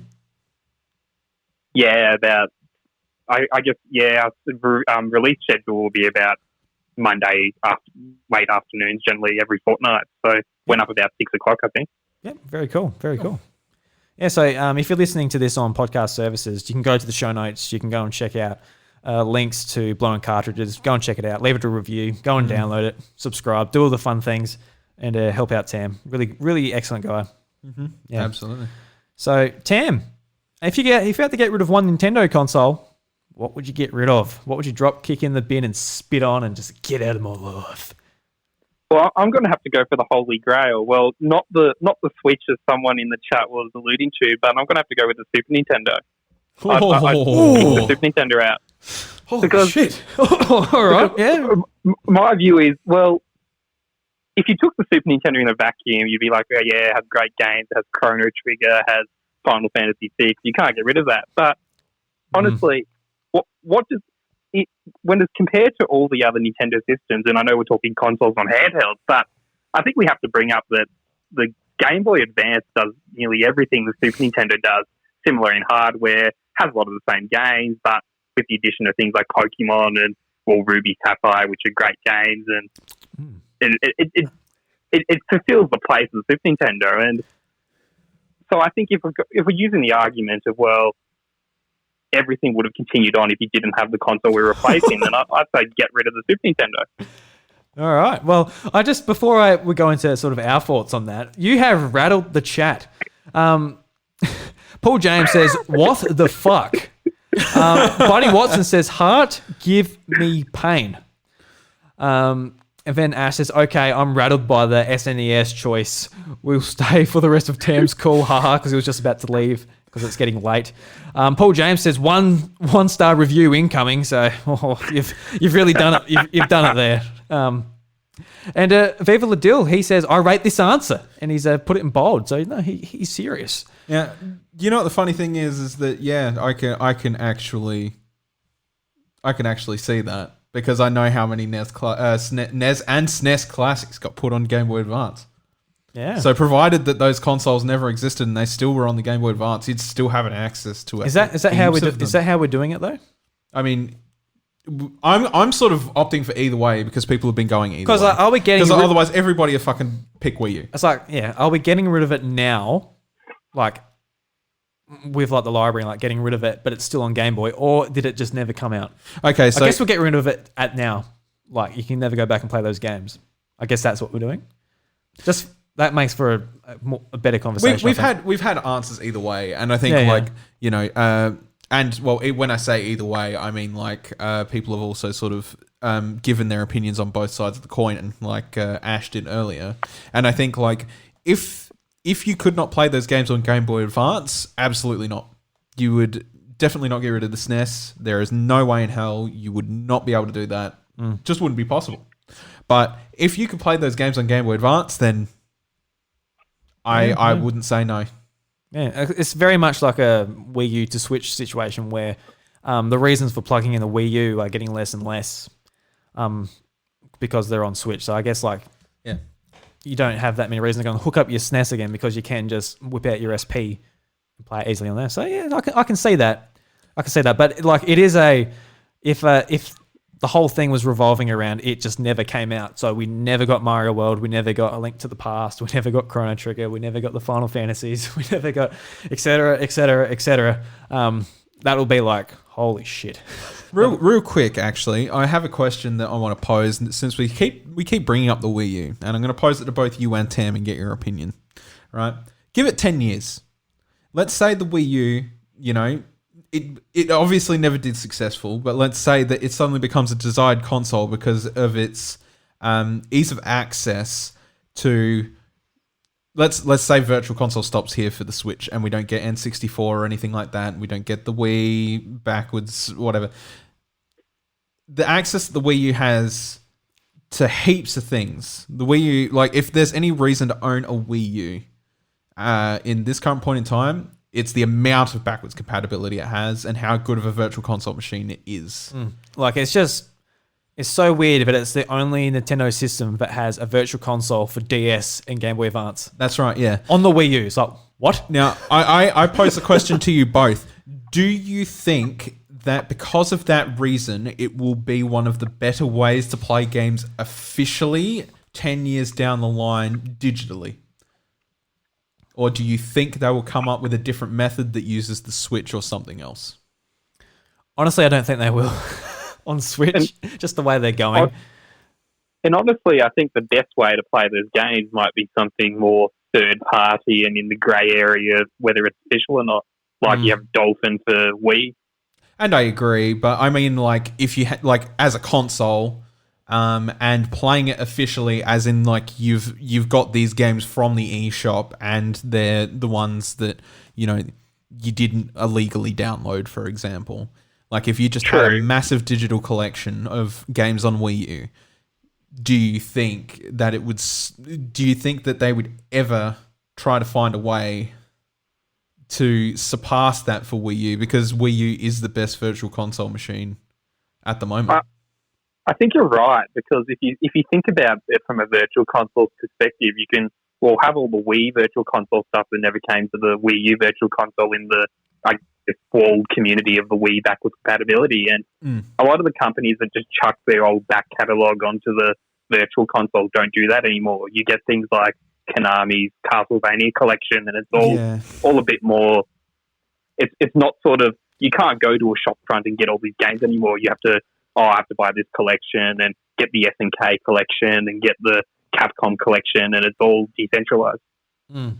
Yeah, I mean it's a good point, because like there's so many classics, so there's a big market to have them ported to other consoles. So a lot of the games you don't actually need your Super Nintendo to play. Yeah. So I guess that's a good enough reason. Yeah. You've given Paul James. He said he's literally had a stroke. So well, my condolences to James. So what we're going to do is we're going to bring him on next to have his rebuttal. It's gonna be good. So yeah, thank you very much for coming on, Tam. Hang on. What's this? One question, and this is actually from my partner. I haven't played any Nintendo consoles predating the Wii. We had PlayStation growing up, but do you think the Wii U walked and fell over so the Switch could run? And I think that is a pretty straight up opinion for most people that support Nintendo. Not on purpose, but that's what happened.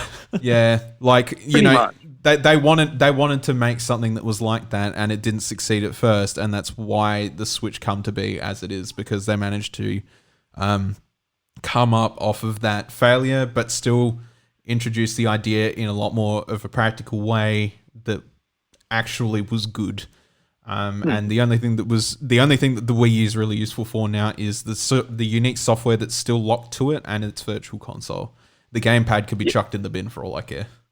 Yeah, and you have to think that took them 6 years to do as well, because the Wii sort of tapered off 2010. Like you had Skyward Sword and I think Kirby's Adventure and sort of those games coming out, but classic. They tapered off. That they didn't really develop anything for the Wii. 2012 Wii U came out. Great games on the Wii U, of course, but it just sort of fell flat. So you had about 6-7 years where Nintendo's first party was sort of, I guess, for a better lack of a term, wasted on these closed systems that no one really played or cared for. Yeah, absolutely. Well, all right. Well, thank you very much for having me on here, and congratulations again for 150 episodes, and looking forward to the next 150, guys. No, thank you very much, guys. And Tam, please tell us once again where to go and find your podcast. Yeah, so go to Apple Podcasts, go to any good podcast service, type in Blowing Cartridges, go subscribe to us there, leave a review, or follow us on Twitter at BlowCartPod at Twitter, or find me on Twitter at Tamazoid as well, or at Eggerino for Zach, my co-host. Absolutely. You're a professional already. Just don't spill stuff on your gear, and you'll be right. As I said in the chat, Drew, spillage is leakage, so I get at it. That would have been great to watch on stream. Just lick all this. This is disgusting. All right, dude. Thanks for coming in. Let's catch you later. Thanks. Bye. All right, we have to get Paul on now. All right, we're getting Paul on. So, Paul, I'm going to call you through Facebook Messenger. I'm waiting for a page seizure. Page seizure. Yeah, I didn't think it would hear the Super Nintendo, but there we go. Like, I can understand it from the context. Again, if they were still available on Game Boy Advance, I get it. I 100% get it. What's up, Jen? Hello, Paul. Paul, welcome to the House of Mario. How we going, my friend? I'm going all right. I'm recovering from what I heard a moment ago, but I'm largely doing pretty well. Oh, beautiful. So, Paul, let's not waste any time, man. Come to your love's defense. Yeah. What have you got for us? What's going on?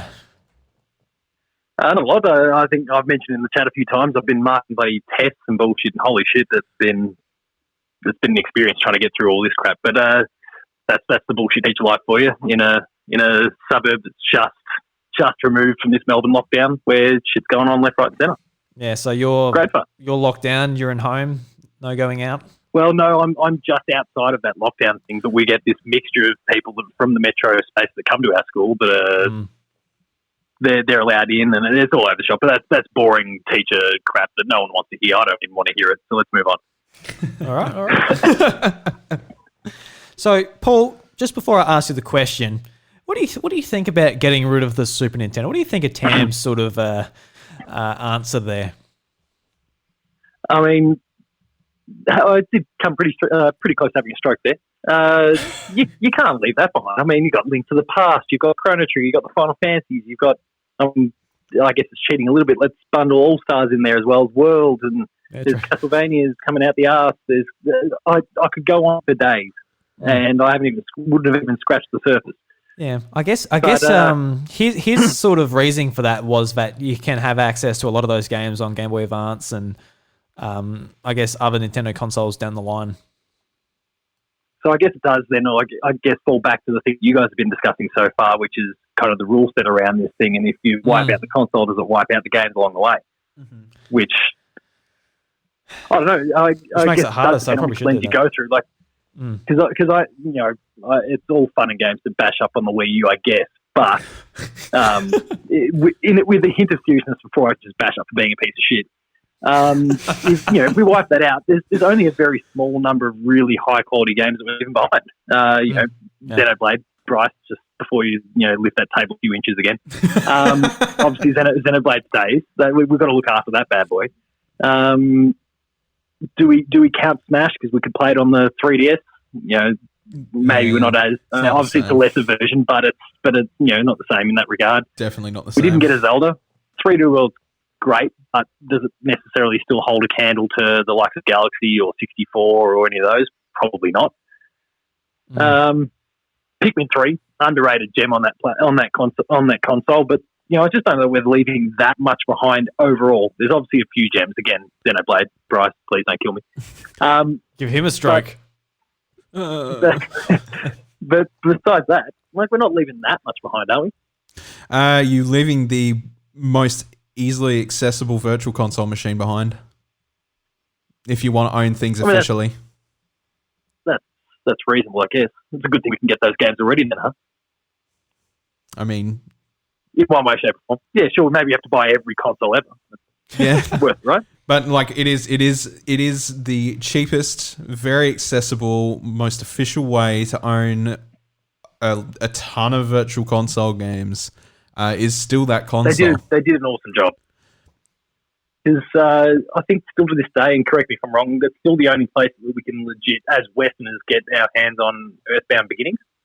Or Mother Beginnings, I guess. Yes, it is. Was. Yep. So, I've got to give it that. Yeah.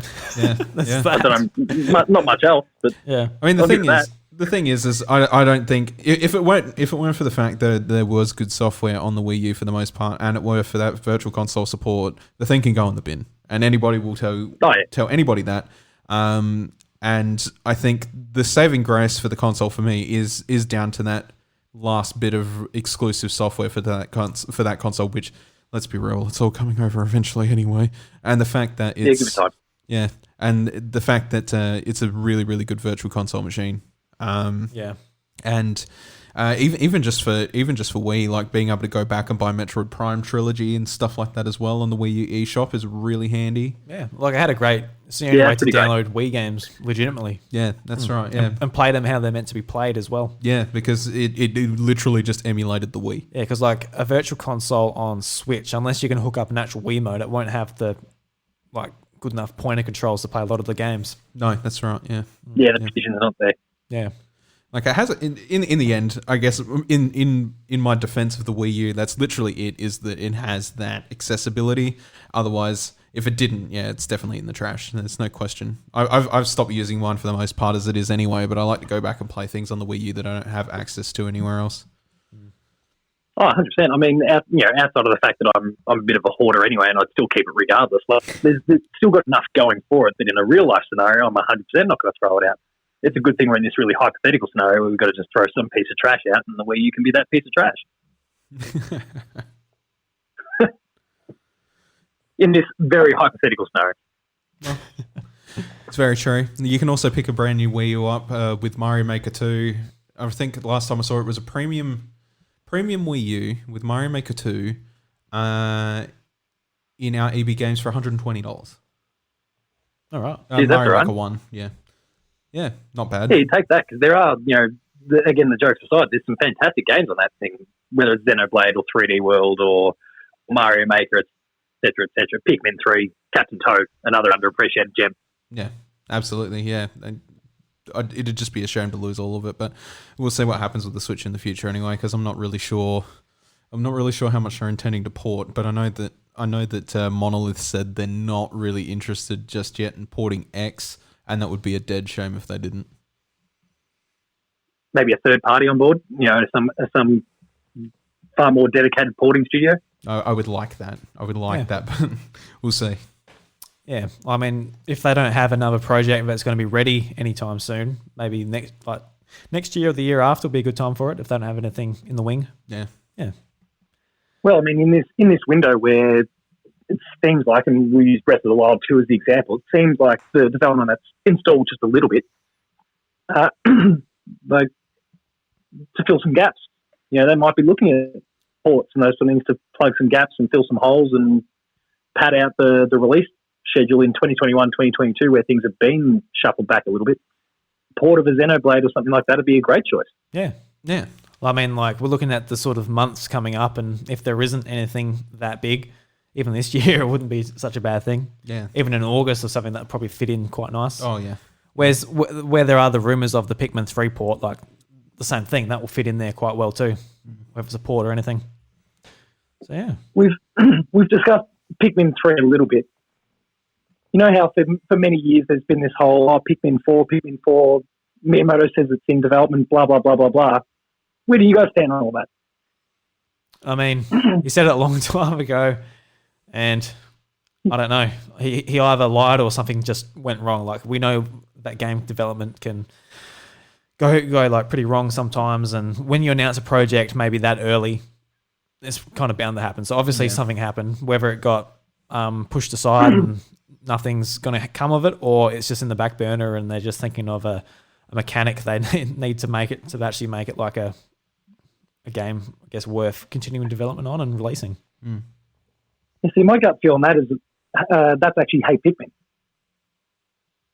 Pikmin, which obviously came out after Pikmin 3. And probably was. Sure, maybe it's not this core franchise entry, but it's a fourth Pikmin game.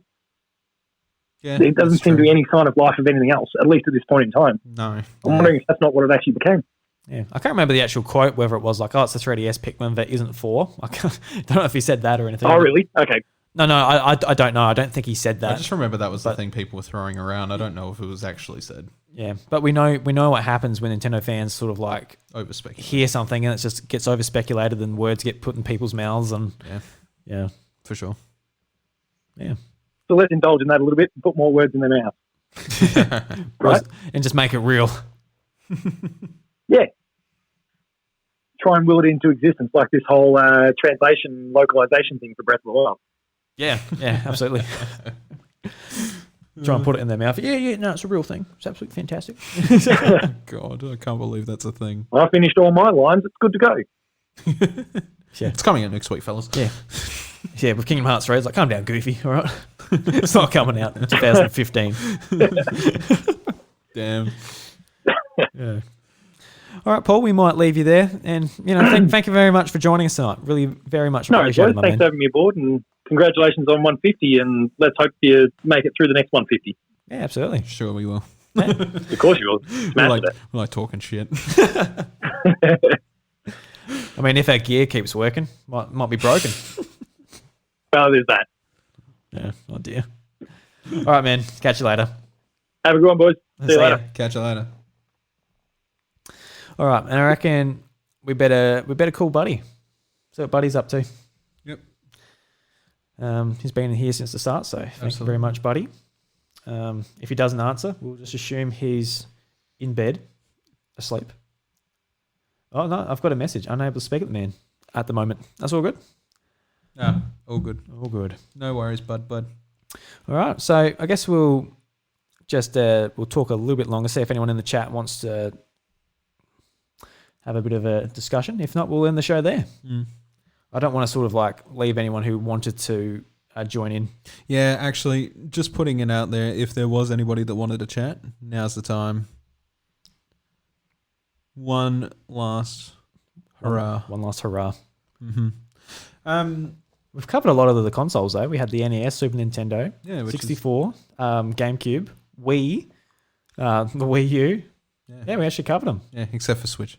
Yeah, because I don't think anybody's going to shit. Who's going to get rid of the Switch? Like nobody. You're a crazy man if you get rid of the Switch. That's right. And you know what? I think most of the opinions were pretty valid for the most part, which is the best part about it, is that there was no real bad points, I guess. Yeah, not yet. Well, you know, still going. You could try to cancel the Switch and then be like, you know, it plays games very bad. It feels like cheap plastic, and that's describing many Nintendo consoles in a lot of ways. Yeah, true. So, you know, yeah. But otherwise, it's pretty good coverage. I did not expect that question to go as far as it did, but it did. When I come up with that question on the way here. Yeah. And it kind of puts in a perspective like how good we have it now. Like we know the Switch is great. Yeah. We know the Switch it's definitely got a few glaring issues which annoy us and we bring up every now and again. Mm-hmm. But it is just a really great console. It certainly is. Yeah. We got Dylan in the chat said favorite episode since 100 to end the show. So I guess can you remember an episode I guess from the last year that's been your favorite show? It's kind of weird because it usually when I'm listening to other podcasts like they usually say like, oh, I can't remember what I said yesterday and I can't remember what I said on this podcast. And I'm sitting there listening to it. I'm like, oh, well, you said this, said this about 4 weeks ago on episode this. And how do you not remember that? You said it. How do you not remember that? But when you're doing your own podcast, that is definitely what happens. I think. I think the Pokemon discussion.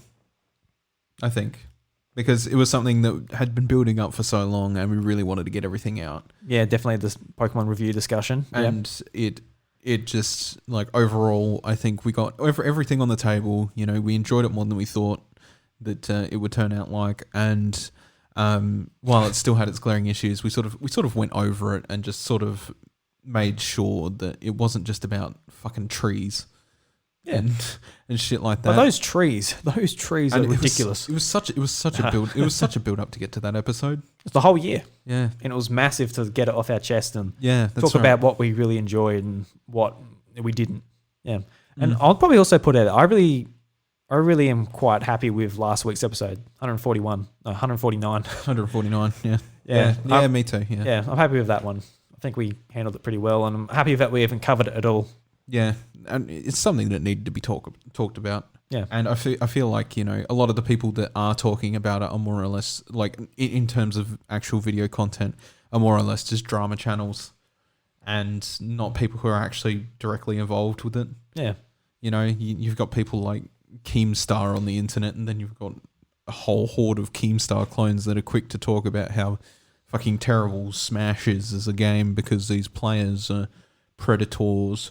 Yeah, so if someone covered it like that, I'd be like, oh, you know, don't play Smash. It's awful. Yeah, look at all these predators that play Smash. You must be a predator. Are you a predator? And it's like, no, man. Yeah, it's just a subsect that got wrapped up in some bad shit.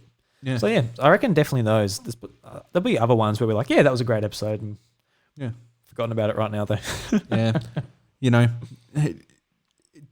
just looking on it, you're like, you think at 150, I'm like, it's not the biggest number. I've seen podcasts that go up like huge amounts, but thinking about on how much actual work we've done for those 150 hours worth of podcasts, 150 episodes worth of podcasts. Bet so it'd be more than that. I was going to say, yeah, it's incredible.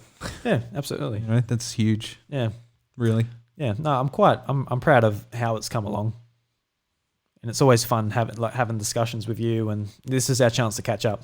Yeah, exactly, and that's what it started off as. And I mean, you know, we're here today, and we're meeting people and doing all sorts of cool shit, like going to conventions and interviewing people, and just getting out and turning it into something that's become a passion project. Everyone we talked to, apart from Seamus and Ash, was because of doing the show. We met them because of that. Yeah, that's which is awesome. Yeah. Paul, he says in the chat, it's time for us to do a fan fiction reading again.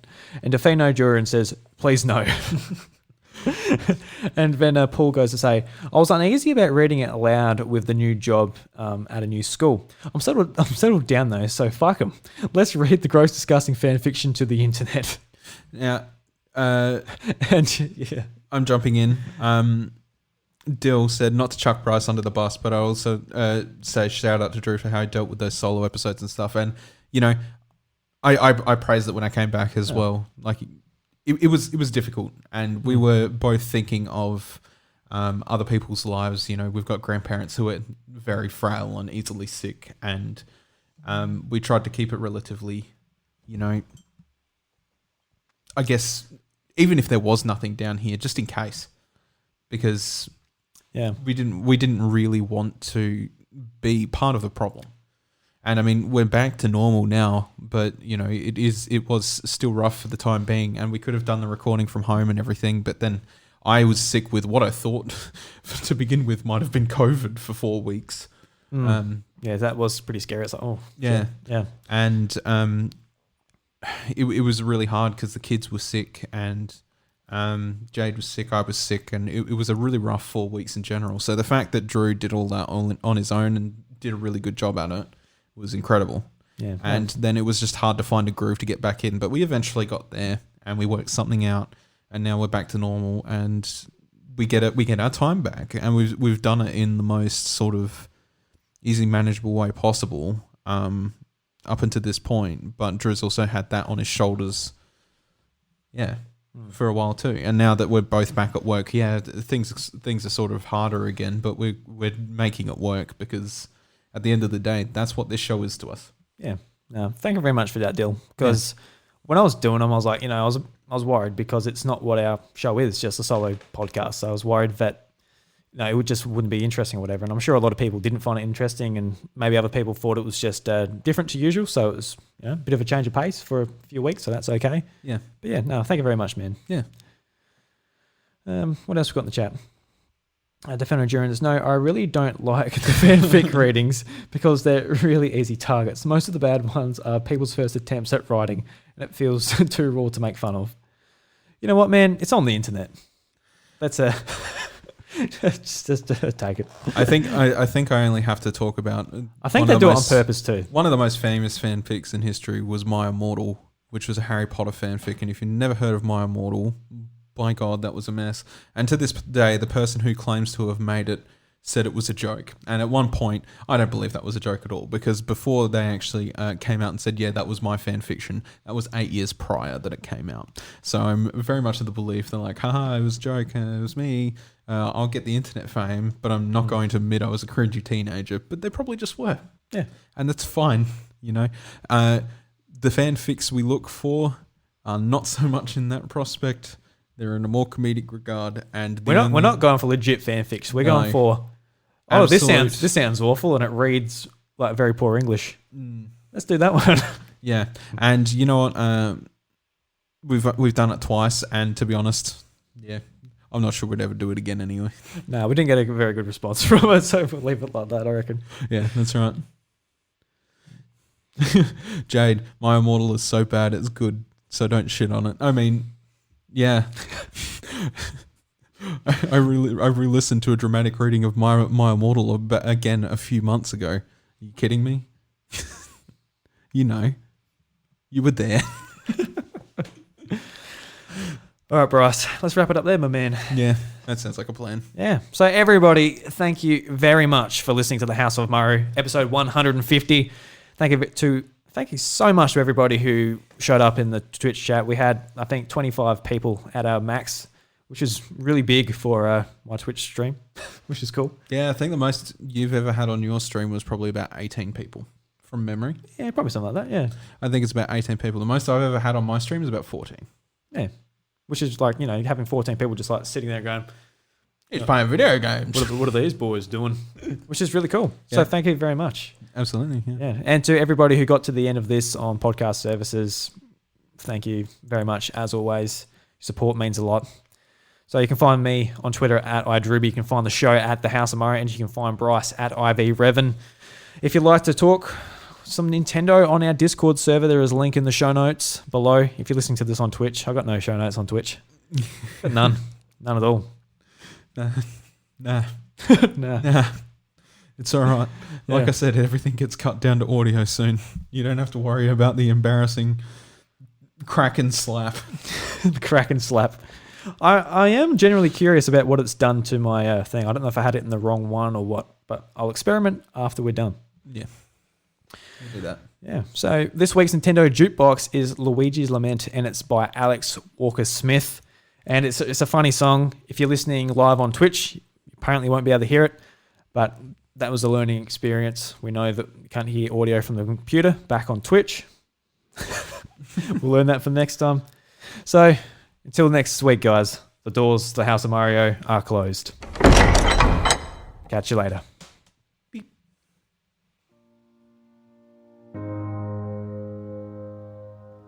Your boy in green, oh yeah, it's me, Luigi. It's a me, Luigi. My mansion was such a lonely place to be, G. Nobody had talked to me. The ghosts would throw away the key to lock their rooms when they would see me walking down the hallway with my Hoover. It's a Hoover of friendship. My friends all laughed at me, including Yoshi, the creature I literally ride on. They laugh because I'm clumsy and I'm tall. They don't care at all. They only care about my jump. And last year Daisy gave me the dump, 'cause she secretly had a fling with Yoshi, which I'm pretty sure is illegal. I was tired of this Mario Land, and I'm afraid I had to force my hand.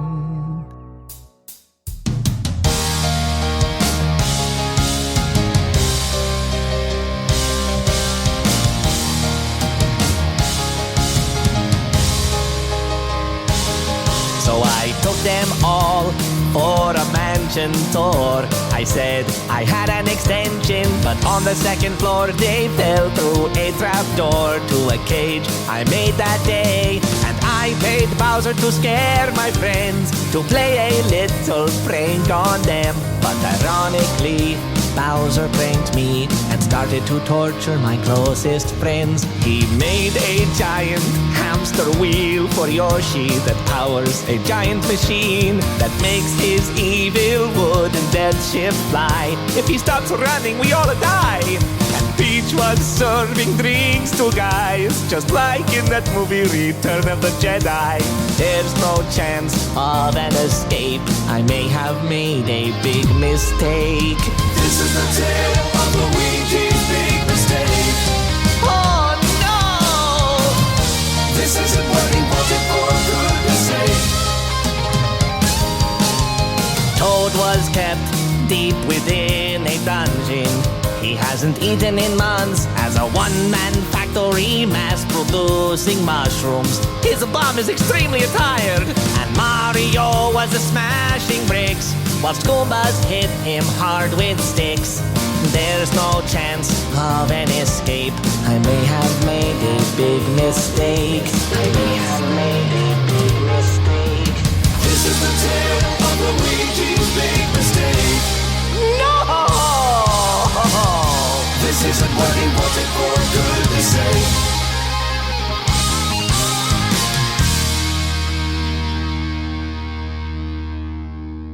As for me, Luigi, I'm still lonely. I may be a little more lonely than before. And the Mushroom Kingdom is destroyed by an evil, spiky tyrant Blastoise. The lesson that I learned that day is never turn your back away.